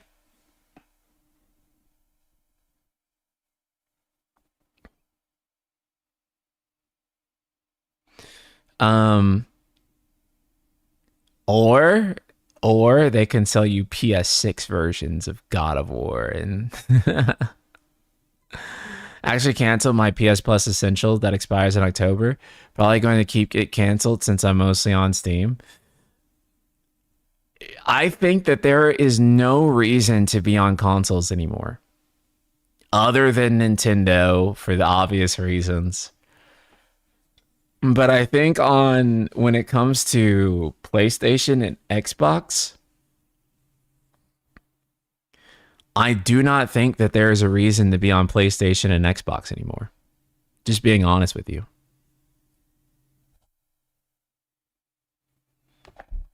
Like I think it's a waste of time and money.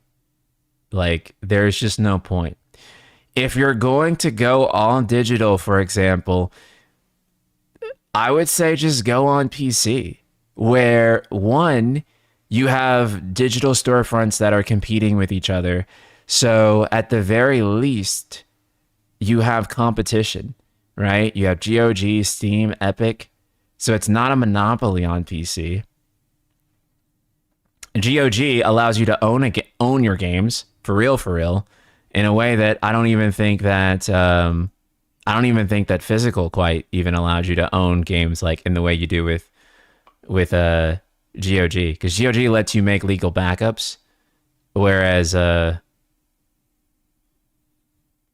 consoles do not make you let you make legal backups, even though it is your legal right to do so. They don't let you do it. The 7R lighting mod radicalized, brother, 100%.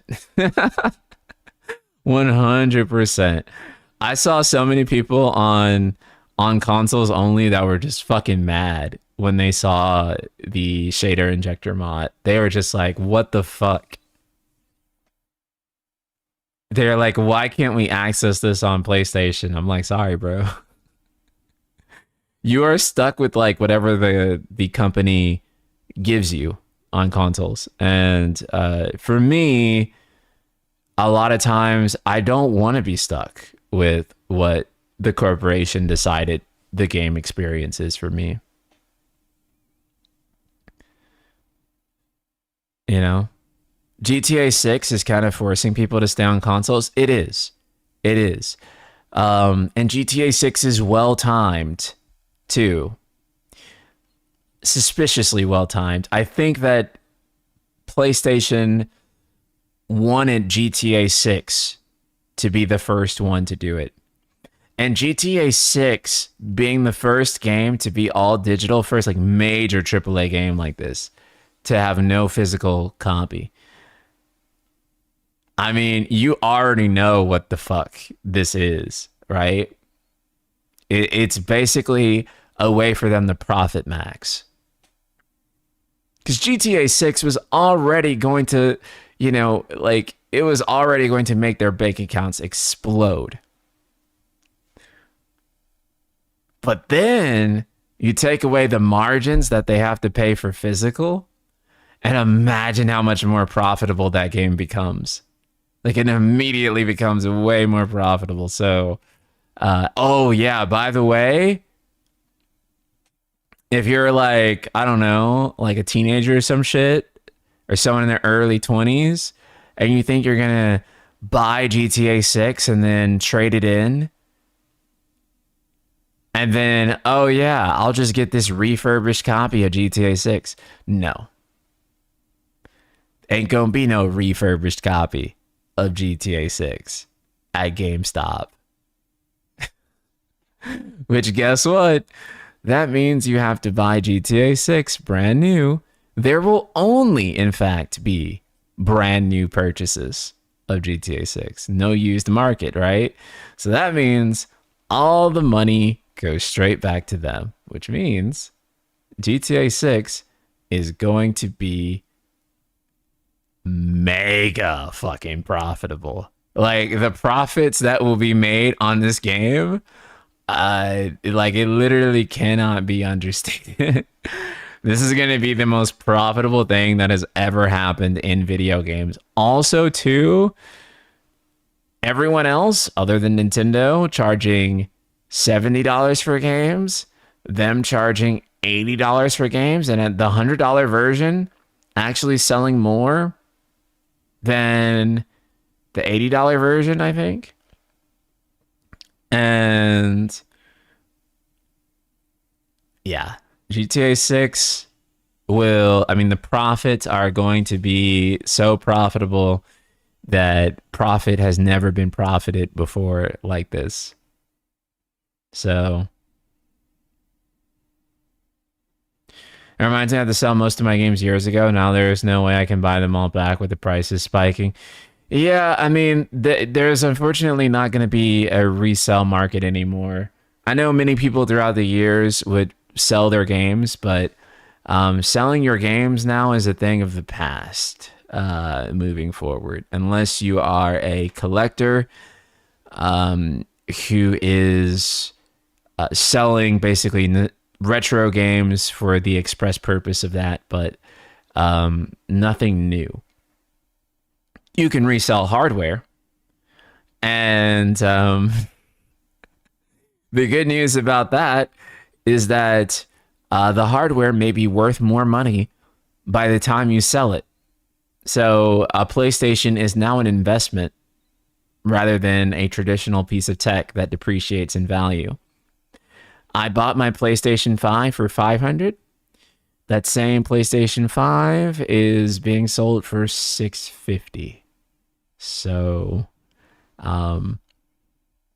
if I ever wanted to sell it, I could probably get all my money back that I bought for it brand new. So, I was thinking about the numbers. I'm no expert. If 3 million people cancel PS Plus, that'd be like $300 million a year between various tiers. Right. But they're not going to, you know, like, especially, you know, you got to think for all of us who are mad, there's way more people that are just like, I want to play Fortnite.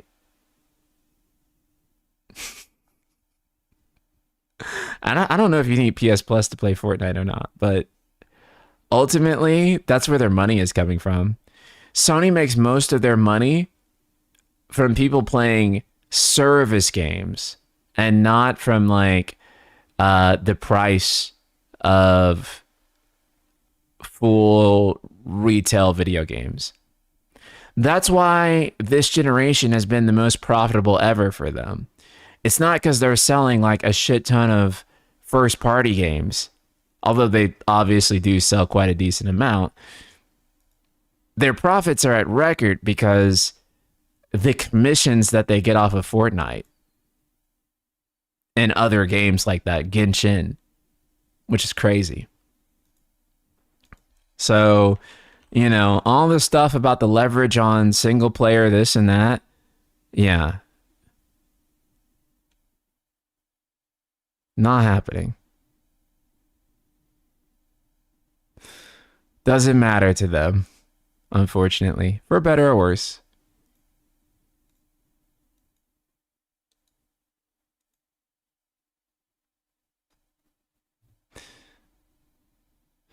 Okay.